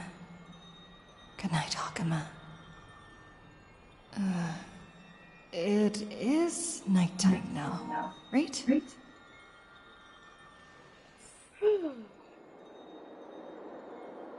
Not sex, it's like gross. Cass? What a surprise. Lady Treeby. Is something troubling you? I just wanted to speak to Lady Trianne for a bit before I set off. No matter how breathtakingly beautiful Styxia once was, the place is now the domain of the departed. There is no telling what we'll encounter there. When he comes to your table, I shocked and mesmerized. don't want to have any regrets. Eyes wide at your offer. Marry me. Hey, allow me. Has anyone told you that your eyes are sparkling today? I'd be a fool to say no Is to that a figure of speech? You can have anyone you want. I'm just a waiter. In the past, Serving a table. when you did smile once in a while, all of us could see that your heart remained troubled, even as you smiled. Marry you. Lady Treeby, you know perfectly well that see you tomorrow is nothing but a white I'd be a lie. fool to say no to that, but what do you get out of all this? I hope your toughness is not a mask hiding a lonely heart. Cass, you hardly ever talked of your past. None of us knows what you went through, apart from Maggie. But we know it must have been filled with pain and hardships, as it is the fate every Chrysosaur is destined to live out. We are just happy for you that the core flame you're meant to inherit has finally surfaced. Isn't it a little too soon to say that? But you already know where tomorrow is, don't you? There's no need to rely on anyone else. Just give it your all and leave no regrets. We have always believed that your embrace is just as warm as everyone else's. Because we embrace others to I am comfort sorry them. for all the times I have neglected you. I want You're to the make it up kindest to you. Chrysosaur we know. Thank you, Lady Treeby. This feeling... It's hard to put into words. I suddenly found myself with so many wishes. So much I want to accomplish before setting off. Then go do it, Cass. Trianne, was actually working on a surprise gift for you. It's a pity she didn't get to finish it. But now Trinan and I are working on it, and we'll make sure to give it to you. So, let's meet back here when you return from Styxia. Safe travels. See you tomorrow!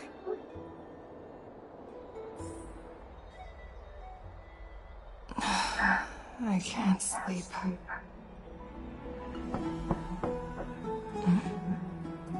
Who could it be?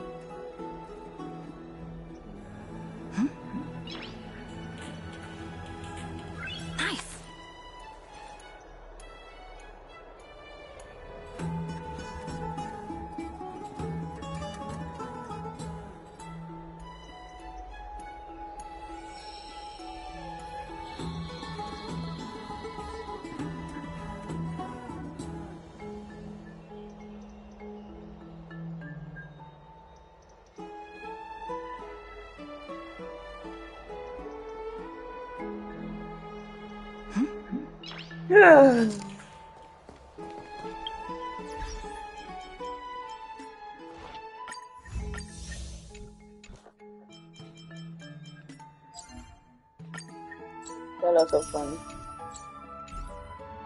Blank screen. It's me.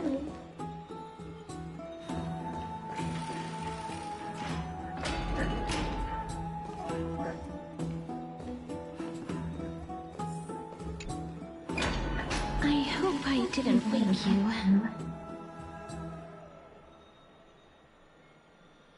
Huh? No. I'm here because of private matters, actually. If it isn't too much to ask, I'd really like it if you could come along with me to retrieve something.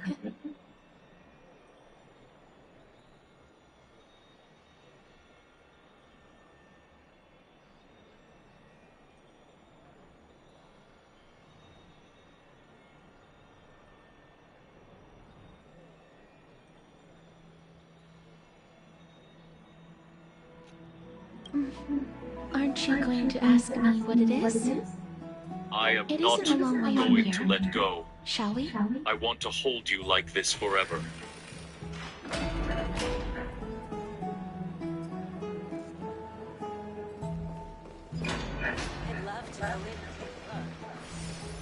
Have you heard? It seems like all the rooms are...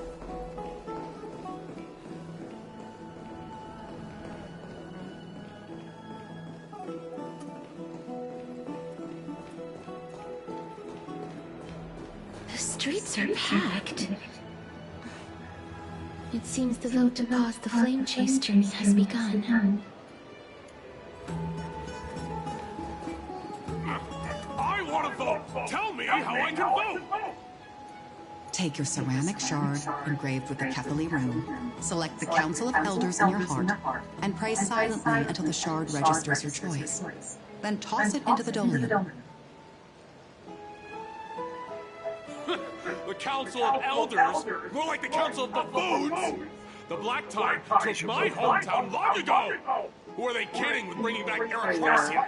It's all a shame to create their own Arachrysia in Akama! The Titans are just. So long as we do not overstep our bounds again, we will not incur divine wrath. Oh, please. The time when these deranged Titans should have vacated their spot to the demigods is long overdue. You'll see soon enough, you old bogey. And I pray that Delantans smack some sense into you with their scales. We shall see how this turns out. That was quite a spectacle.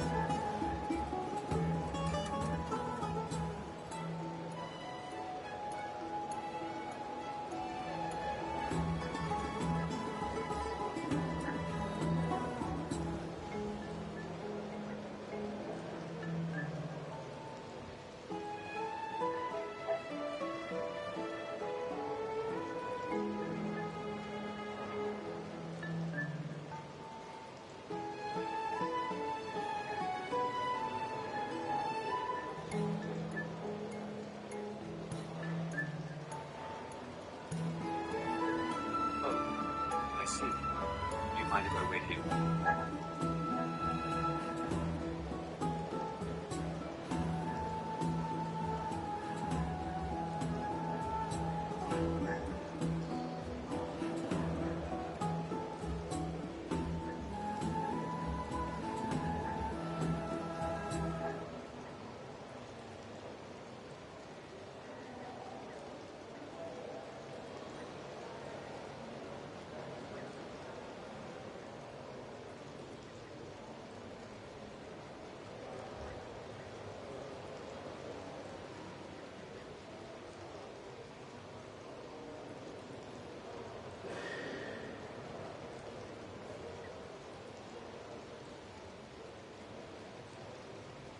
Thank you.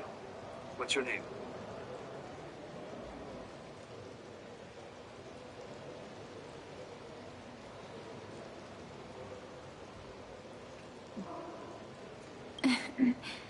I suppose peaceful is technically correct if no actual violence happened.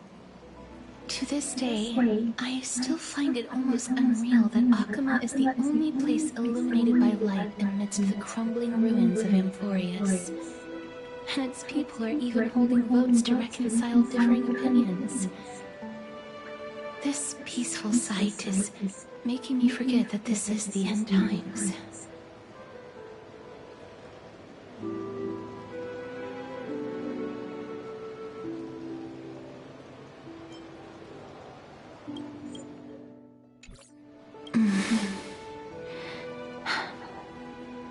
Before coming here, I had lived for many years in Idonia, a city of rime and frost.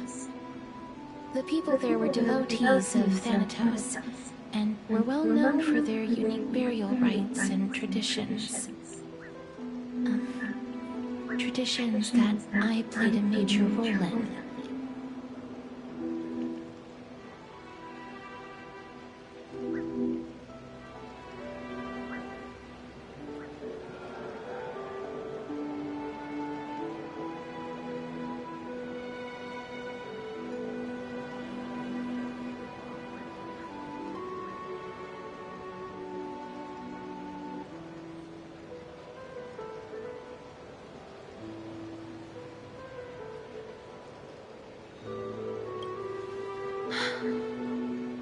Yes. You now know me as the Mortician of Akama.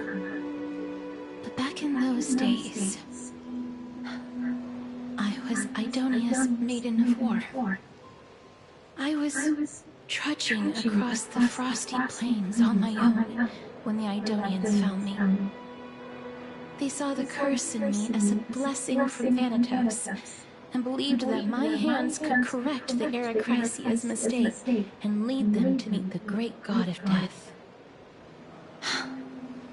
They provided me shelter, but in return, I was expected to grant merciful deaths to war captives, prisoners bound for execution, and heroes alike.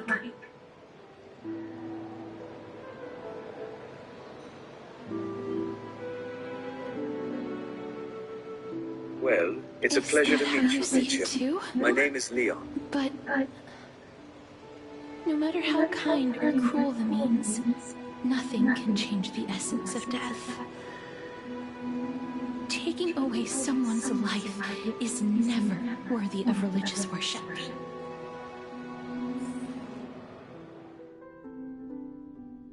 I can't do it. Their voices, they pierce my ears. The pleading, the thanks. Ah, I know that feeling, child. I was once as lost as you are now. But you must respect those walking towards death. Just like how you should respect yourself as the Holy Maiden granting humans glory and liberation. What you're asking me to do is no better than the task of an executioner. And yet you want me to respect myself. No matter deny the titles, I am still taking away human lives. This won't be the first time that Edonia's fanatical nether warriors like a glass have of water, faced if death. that's all right. On the contrary, recruits new to the battlefield often run away from their first fight. Death is the mightiest and gravest power in this world. The fact that you can wield it means you are deserving of respect. That's such a twisted reason. Then let me tell you a story. In Idonia, the great swords commonly used by executioners are called Draconian, in memory of Drakon, an elderly executioner. The sword has 3 air holes along its body. If the sword is swung down swiftly and accurately, the holes would make no sound, and the executed would also depart this world quickly and painlessly.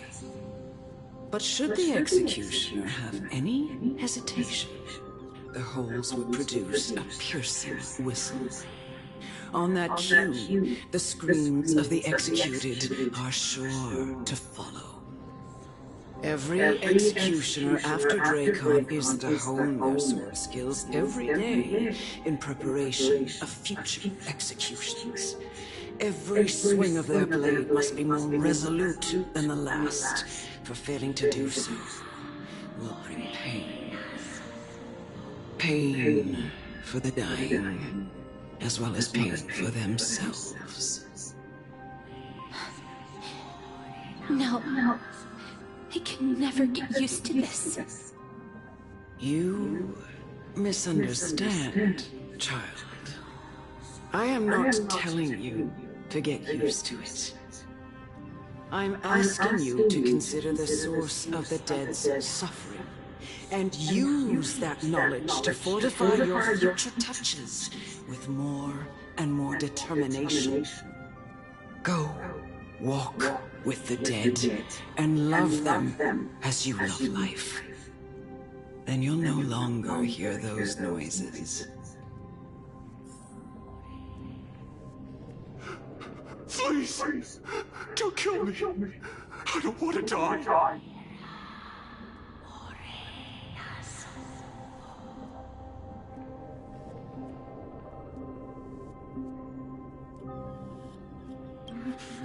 No!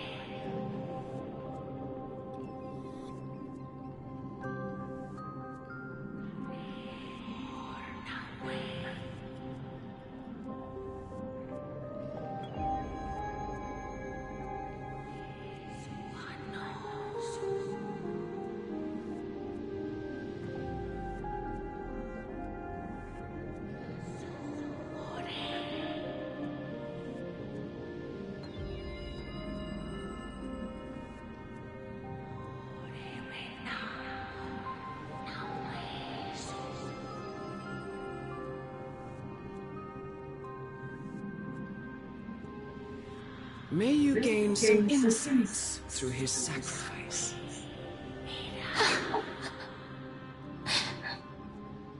Is this all? No. Come with me. This is just the beginning of your life as the Maiden of War. You executioner!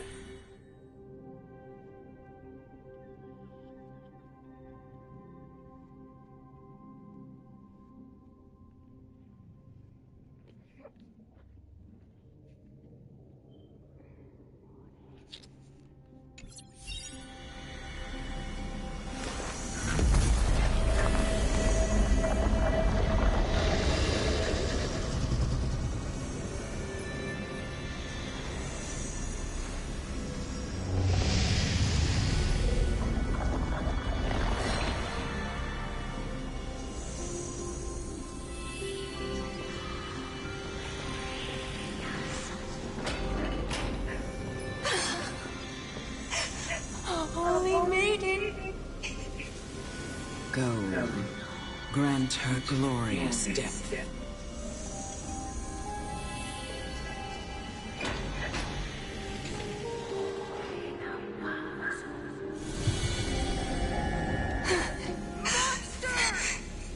Thank you.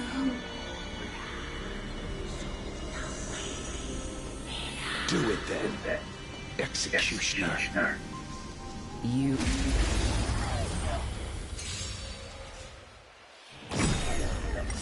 Embrace a new life. Darkness with me.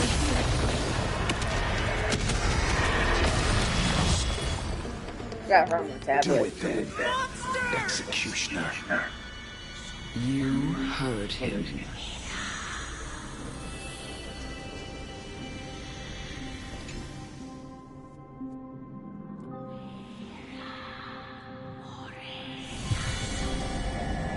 I curse you to live in eternal pain.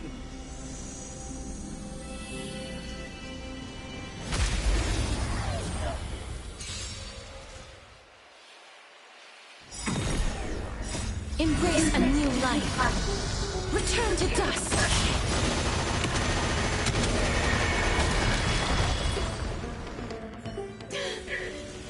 Why? Please. Grant me release. You know what to do.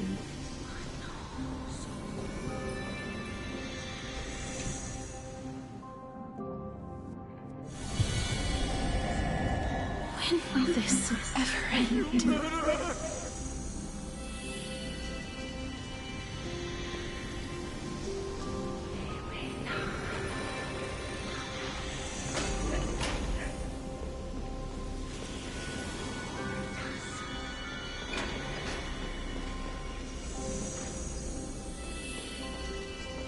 Come.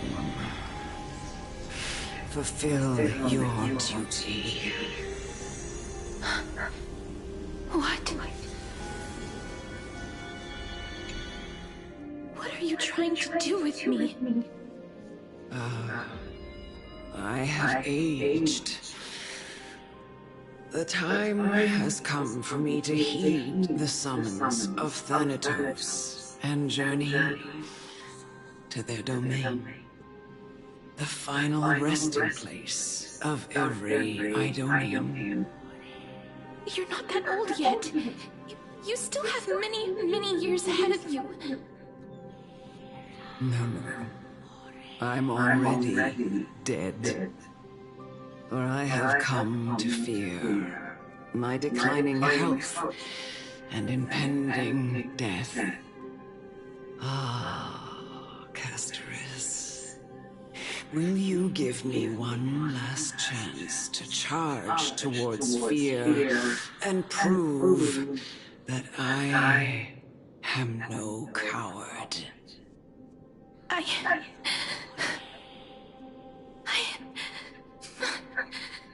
can't take this anymore!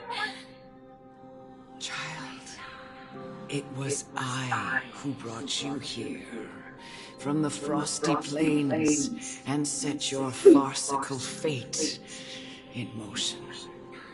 It was also I, Chief Executioner of Idonia, who forced the heavy duty of executing others onto you. I've always known that you have doubts and even anger about my faith and about me. I never had a choice. Indeed. We essentially abducted you. Yet you can end any sinful life with just a touch of your fingers. Shouldn't it be easy for you to escape from here? I'll never do that. It doesn't matter how lightly the Idonians take death, or how readily they accept it. I simply can't do it. I knew I was right about you. What do you mean? I've taught you and cared for you as my own daughter all this time because of this blessing that's been with you since your birth. I know no one else in the world would understand the weight of life and death more than you do. In the eyes of an Idonian, death is the end of all life. A destination we will all eventually reach. Humans should not resist it, but learn how to face it. You can only live your life to the fullest after understanding this principle.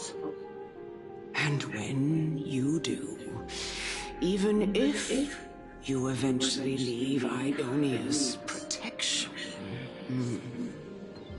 even if you must carry the curse forever, you can live with your head held high, like everyone else. No! How can I? Come now. It's time. I've already taught you all that I know. Show me that you are a fitting holy maiden, or at least that you possess the resolve to become one. Come now. It's time. I've already taught you all that I know. Show me that you are a fitting holy maiden. I was scared for certain Or at least that you possess the resolve to become one.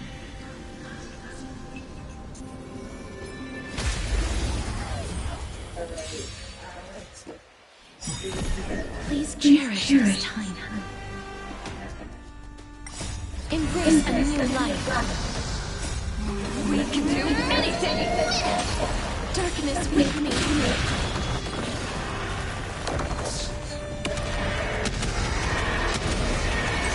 May death protect us! We'll hear.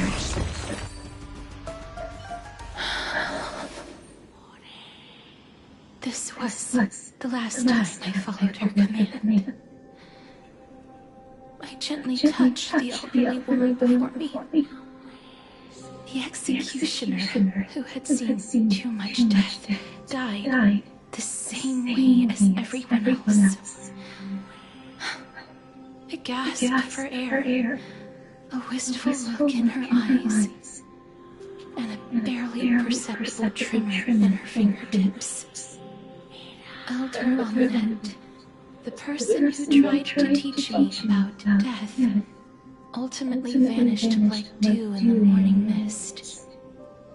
She spent her life embodying the beliefs of the Idonians, and when death finally came, she embraced it exactly as their doctrine had taught. I have nothing but respect for her. I erected a cenotaph in her honor in the marshes outside Idonia's city walls with the others I had laid to rest. Then, I set out once more in search of Thanatos. It was a long, long journey. I heard so many discussions about death along the way. Life finds meaning in death. The world improves because there is an end. It seems the most terrible darkness in this world. Everyone talks about its heavy weight. Some resist it, some worship it, and some even revere it. How did a disappeared titan become the deepest fear of humankind? And why do they haunt my dreams? I continued my travels to seek an answer. Initially, I was running away. Then, I started searching for it. And now, at the end, I just want to know if my touch, if my embrace can do more than taking things away.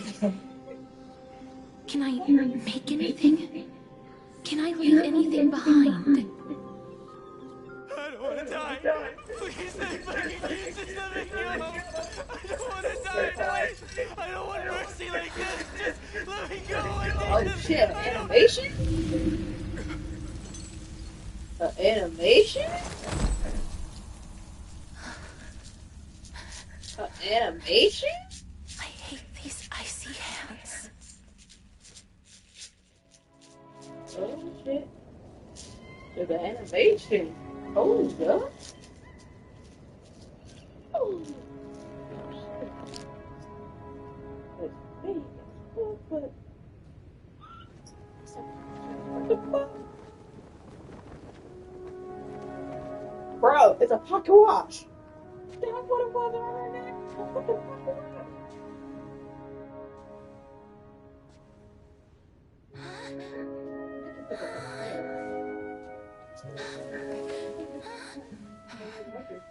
Bro, it's a fucking watch. It's a fucking watch.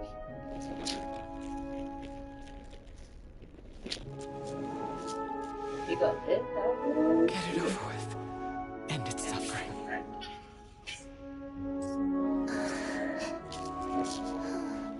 Fucking room, that's what it is. Your brother rings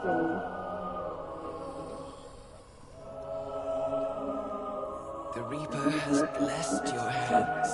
and these are the earrings. You can grant them peace. That's one.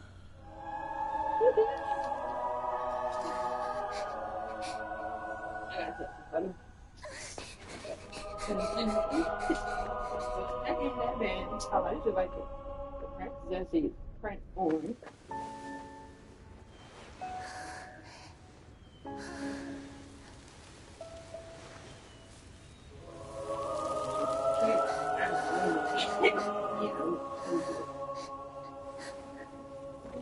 Embrace death. Walk alongside it. I've never gonna say animation, like, bro. They did animation. This thing, oh, you know, animate this. Okay, we're down here.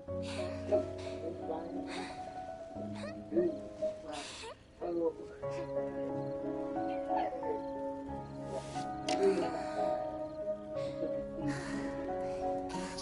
Pretty colors.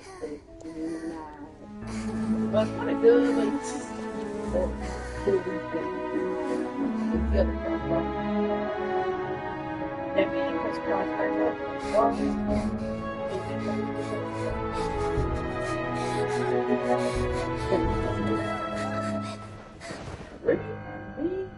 means it's maybe the thing a lot.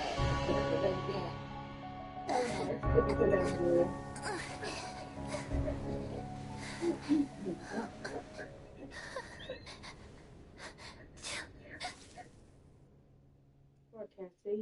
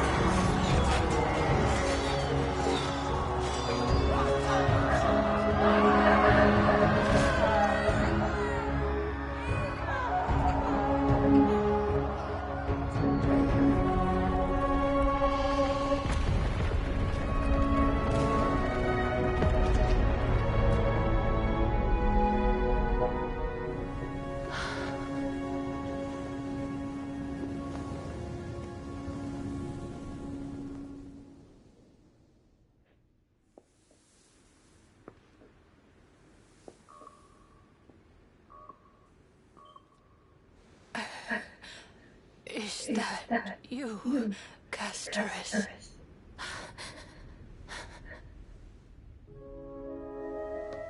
All of them have gone, heeding death's summon, crossing into their domain. I must go too. I don't fear it, just I have some regrets. Watching people leave this world again and again, it must be lonely for you. You must want to desperately embrace them before they go. I can't. These hands, they're too cold.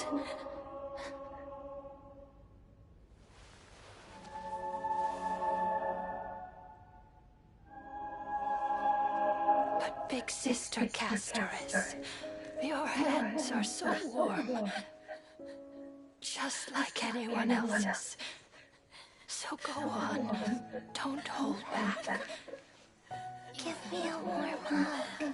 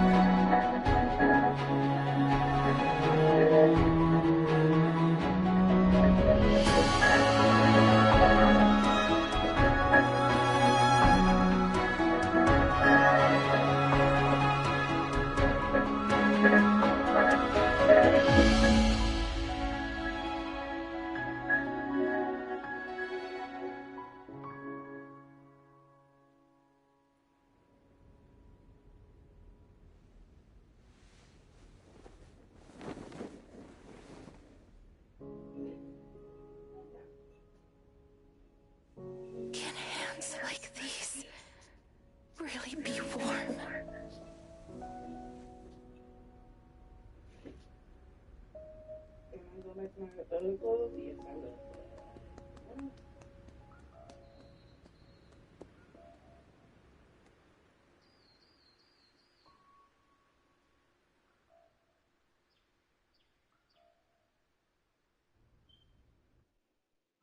On the day that Ornyx's trial ended, you must have had many questions.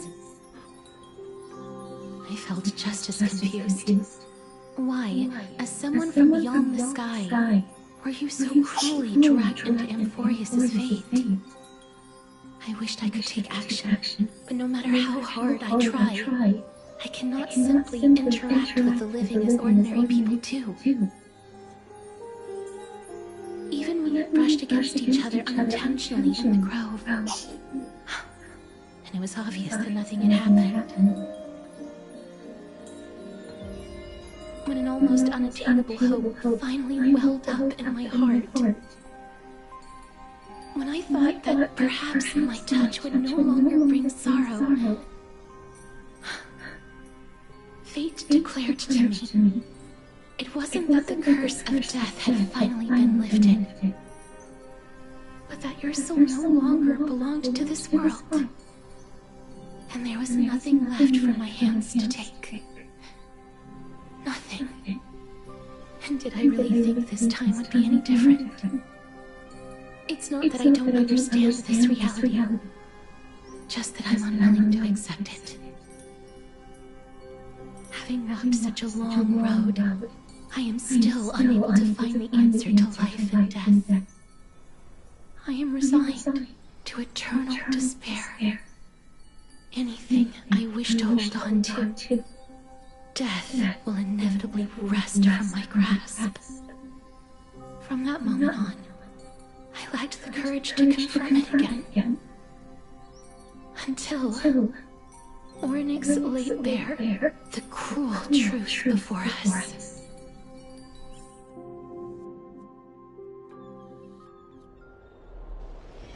But now, perhaps I might have one last chance. Long ago, Trinan read a prophecy to me. At the end of the Sea of Flowers, the souls of the living shall warm thy fingertips, and after an embrace, there shall be eternal separation. I found no surprise in it, for her words sounded not like a foretelling, but a perfect reflection of my past. Embraces in this world are born of reunions, yet my touch speaks only of farewells. In that moment, I had no doubt that this destiny would weave itself through the entirety of my life. And yet, things have taken a turn for the better. Now that I can finally have an audience with Thanatos, perhaps I can rewrite the meaning of that fated prophecy. I have no reason not to give it my all. For your sake, and for my own.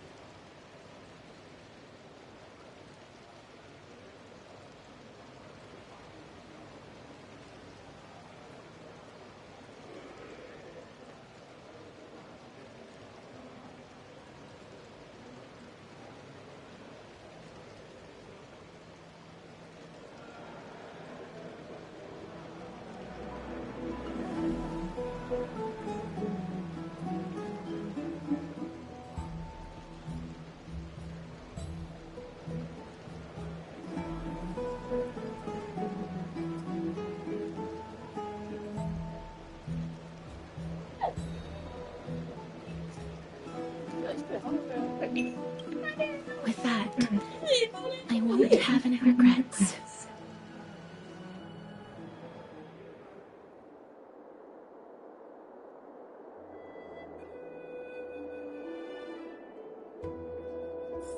Let's put that aside for the moment. We've arrived. I want to retrieve a small gift I specially prepared for you. I made it myself, like the trinket I gave Lady Trianne. I want to leave something for everyone, if possible. The journey to seek an audience with the Death Titan cannot be an easy one. I want to make full use of every moment I have before we depart, so that I don't have any regrets.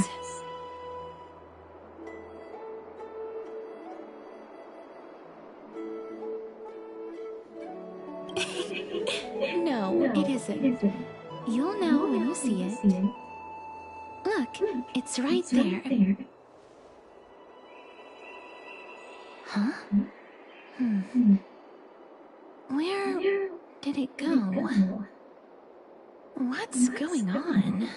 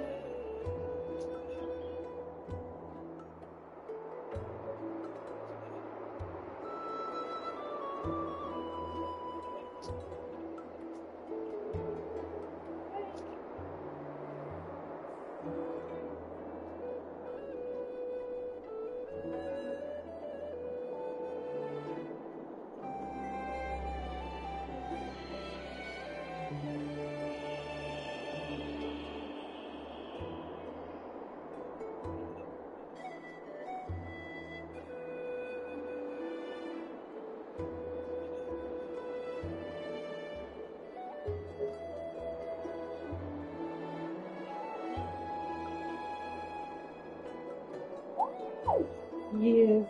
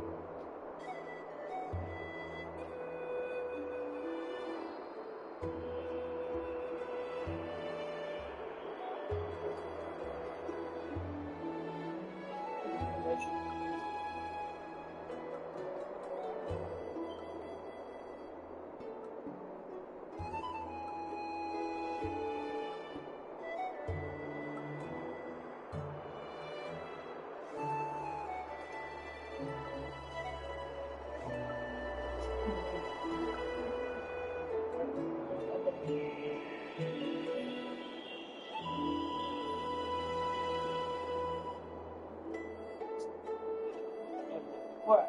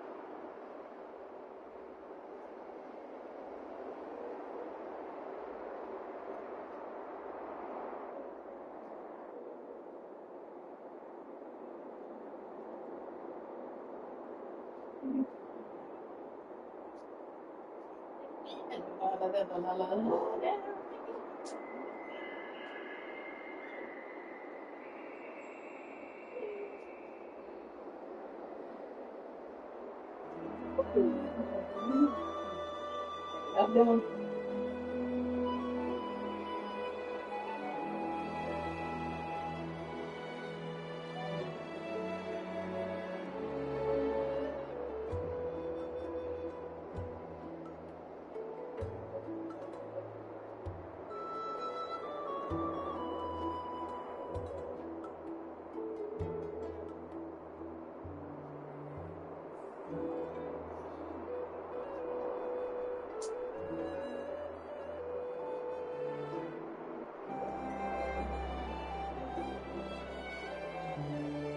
People were here to do this a long time.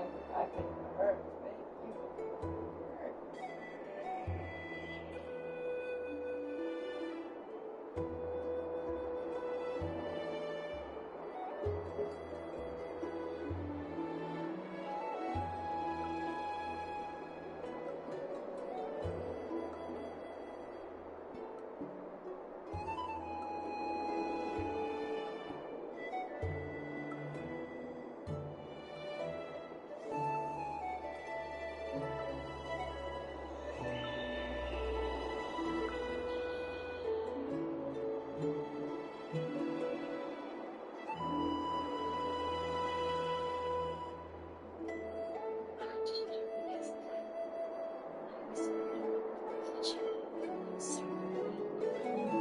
to my chest.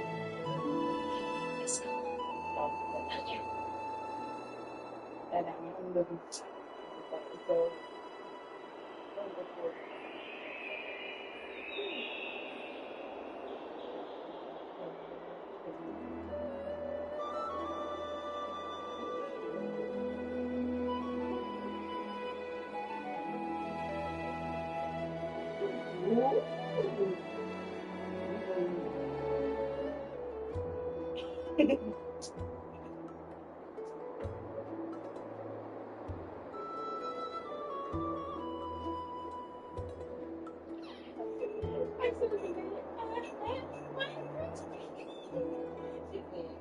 I'm so super excited.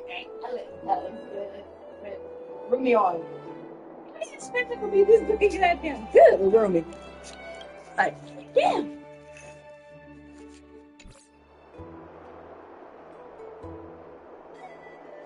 I didn't expect it to be this fucking good. Oh, I'm looking good, Rumi. Bro, what the fuck are we doing on my phone before I got interrupted? Just some handcrafted trinkets. Well, things that Don't shouldn't you catch fuck the right eye of there. thieves, anyways. I'm about to go something. It's a fucking app. I'm about to Queen go. of Zagreus and a slate.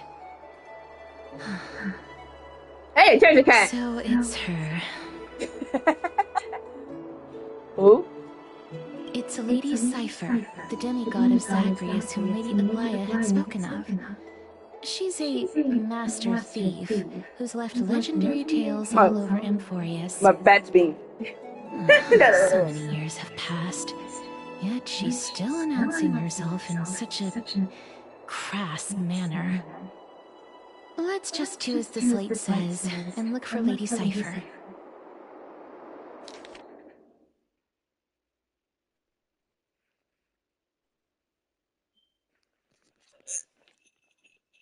Hot chick, don't say honey. I know.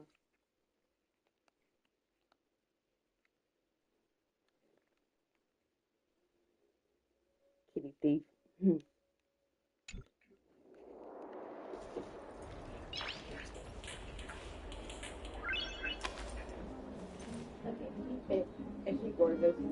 Look, it's right there.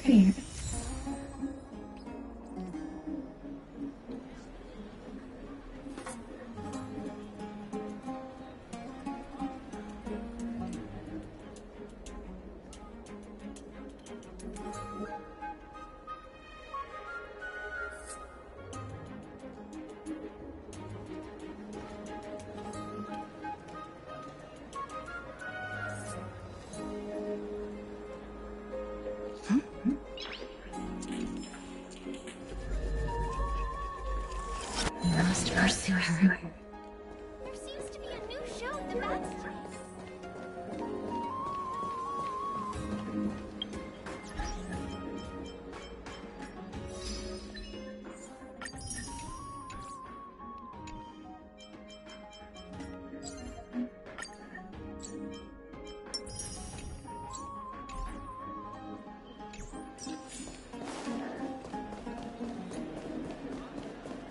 Huh?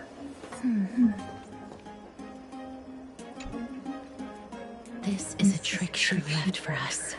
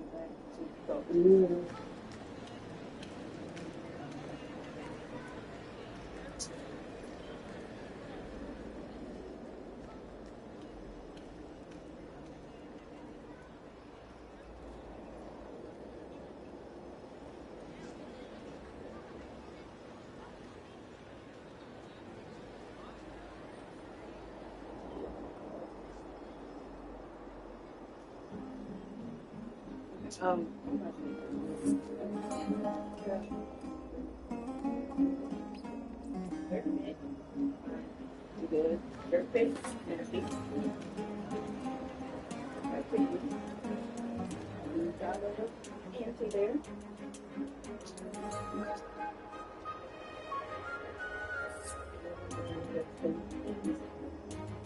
I hope we have a couple ones of it.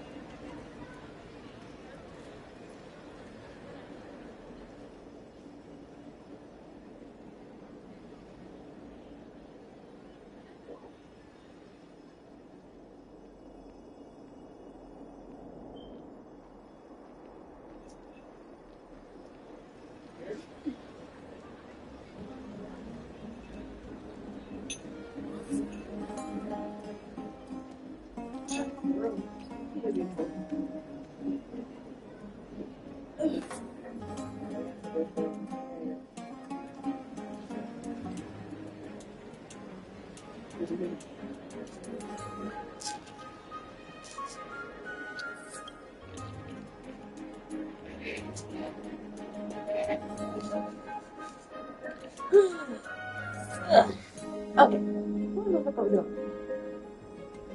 Me, creating over my freaking cosplay. And because it's okay. Back in my normal clothes. Okay, card back in my pocket. Oh, bitch. Oh, right. The damn game. I can't do it. It's on the other.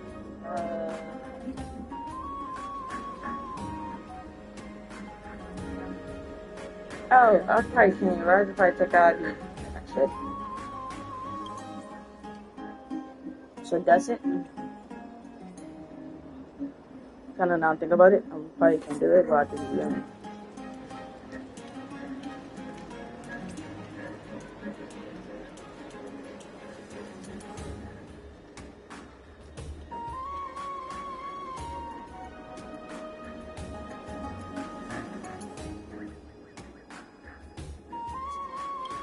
Yep, I can do it that way. That's where it's like. She's incorrigible. Follow me.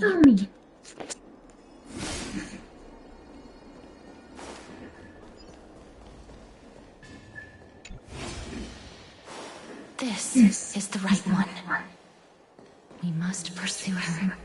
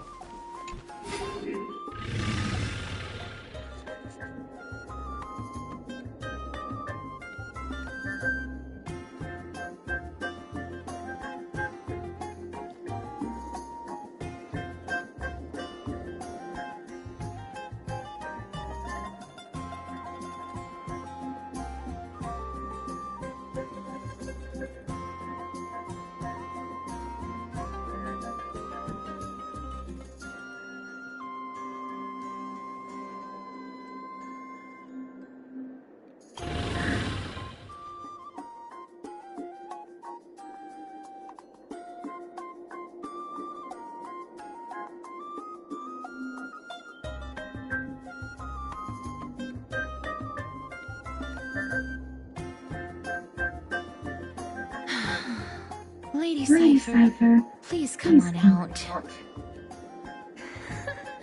You're still careless as ever. Shouldn't you keep such a precious gift near your bosom? Since you know it's a gift for someone else, please give it back to me.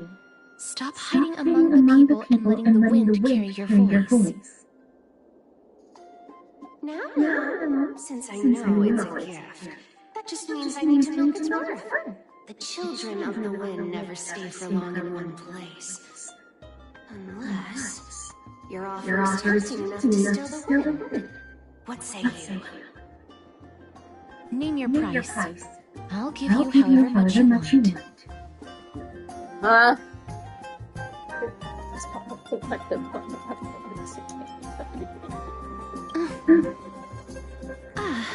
I'm sorry. Bargaining is really not my forte.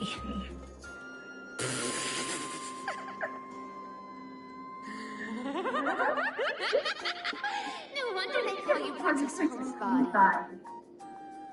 Why don't you two come over to my place? You'll make a better venue for proper business discussions. You can find where I live through the winds I've sown. Right.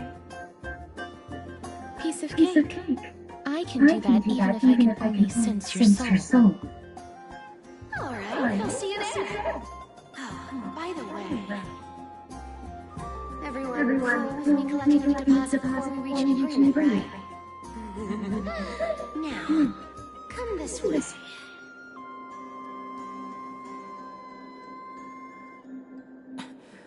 Where did my dear divine blood go? She's incorrigible. Follow me.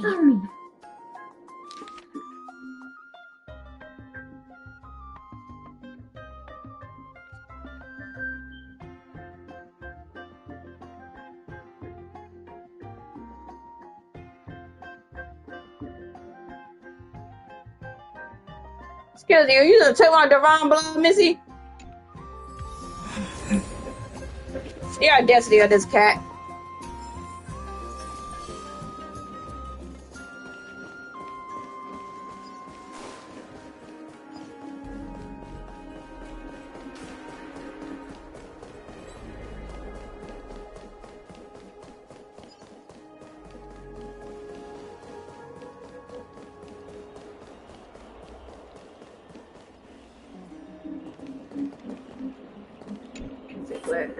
Look.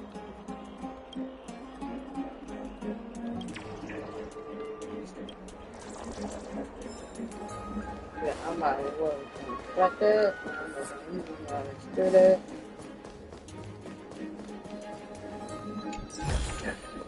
Looks good. Does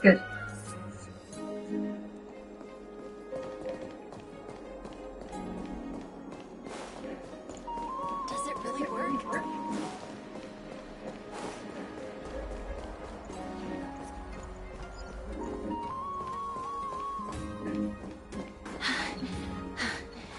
Here we are.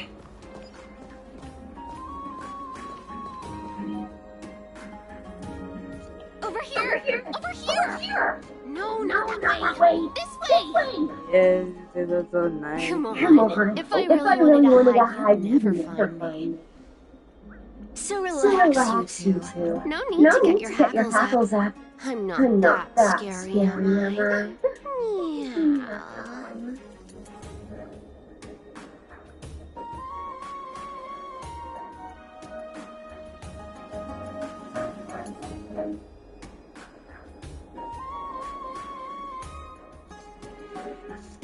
He's a character that Heron had approved. No way. Some people might have been into that a millennium ago, but it's long since gone out of style. Loosen up, buddy. Shall we get down to business? Give me the jewelry piece first. Or everything's off the table. Him, my divine blood. Oh, come now. Don't be so upset. Relax. Look. Isn't the view here just great?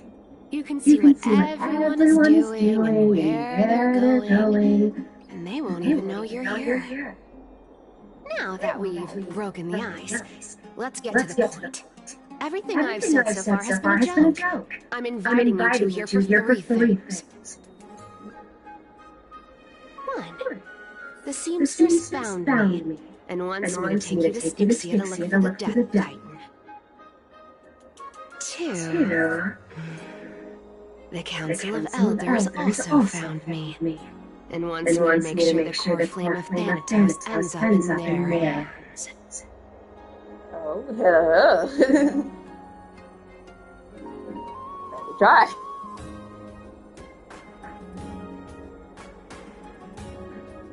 And last but not least, I'm telling you that I'm not interested in doing either of those things. Don't go look for the Death Titan. The end.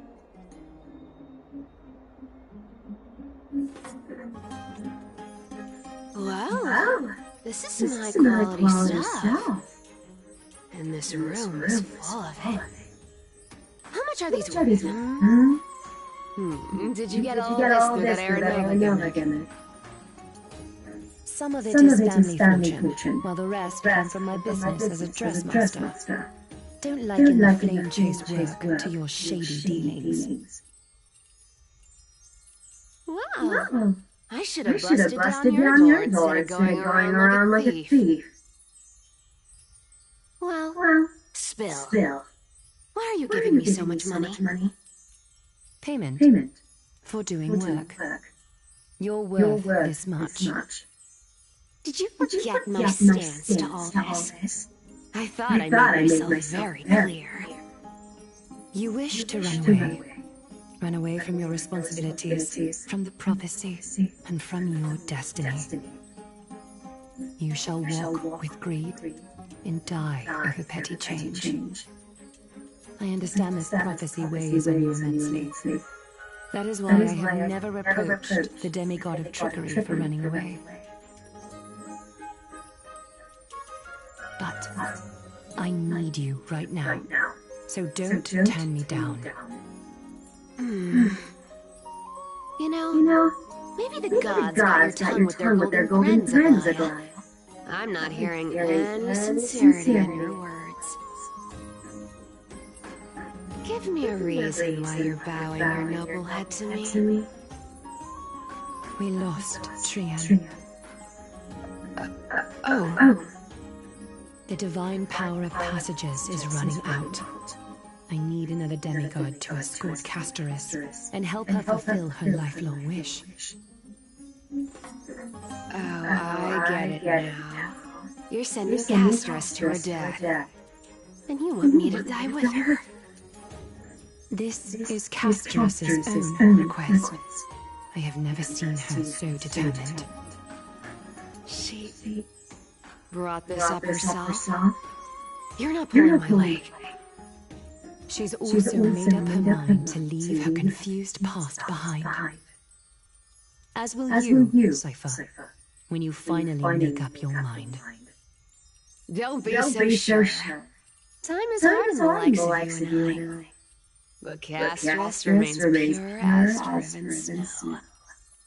She can always turn back before the end, you know? Maybe she'll remember Trian's sacrifice. Maybe she'll remember the countless martyred Chrysos. Maybe she'll remember you. With your one foot in the grave. I ain't as optimistic as you about what she'll want to do. Tell you what. Why don't I take this room of treasures as a security deposit? And we make a bet. Go on. I bet she'll change her mind and turn back. Now, if I lose, I'll do what you want me to do. Return this deposit to you. Plus, giving you another room full of treasures. How does that sound? You sound like you have all the confidence in the world. In that case, let's make a pact with those conditions. I hope you're prepared to lose it all. In conclusion, I want to win. So I hope you two can give up on going to Styxia. I'll give all the treasures in that room to you. And you can split it between yourselves however you want. What do you think? Tempting, right?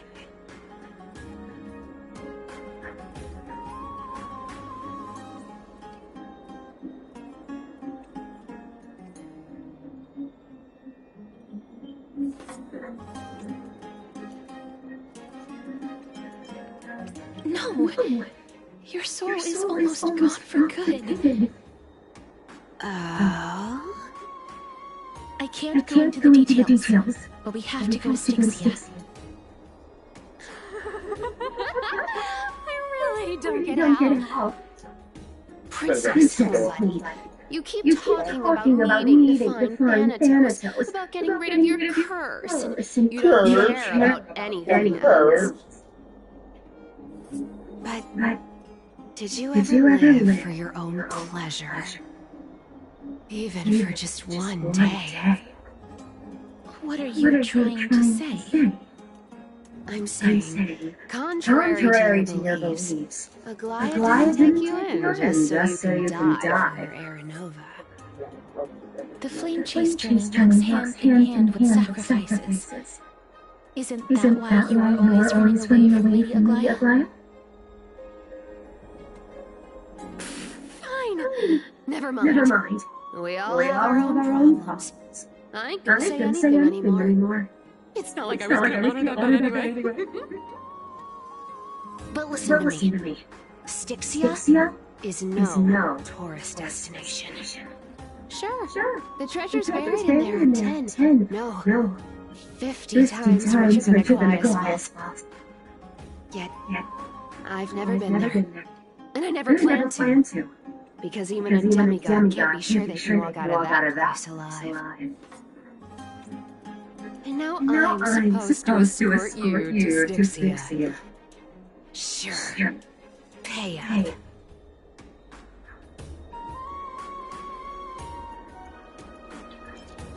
Her payment was in gold and precious stones, which only covers the living passenger. You need to pay me as a member of the dead. I don't like this. However, I have lived a longer life than most people. Though I'm not as good at doing business as Lady Aglaia, I still have some savings. I can give them all to you. Then how are you going to live the rest of your life? Then I'll give you 90. No, 80%. Well, don't mind if I do. 80% of Castrus's savings and a bottle of dew of divine blood. Not a bad trade.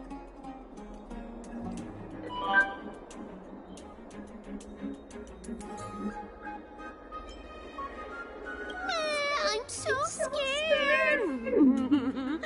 Can you even catch my tail? Here. Catch. Be careful with that. A minor change in plans, though. Don't go to the bath tomorrow. Come look for me at Alchema City Gates instead. So, why are you changing the meeting place? Oh, nothing really. Just a bit scared of the seamstress's frosty face. I wouldn't stay a second longer in Alchema if it were up to me. Well, now that we've struck a deal, why don't I give you guys a lift back? It's gonna be because it wasn't long up to me. ride. But I didn't have any cash in my hand to get something to eat. I had to spend all my savings getting my laptop repaired. I couldn't go to the cafe this week, so I'm totally broke. Even my water bottle is empty. Where am I? I still have to go to the water filter. Is this my room? Don't worry, Sarah. This is How did I get back here? You've got to be hungry. You're strong. You can get through this. I to myself as I walked. You know, when there is no one to cheer you up. Never mind. It's getting late. I'd better get going.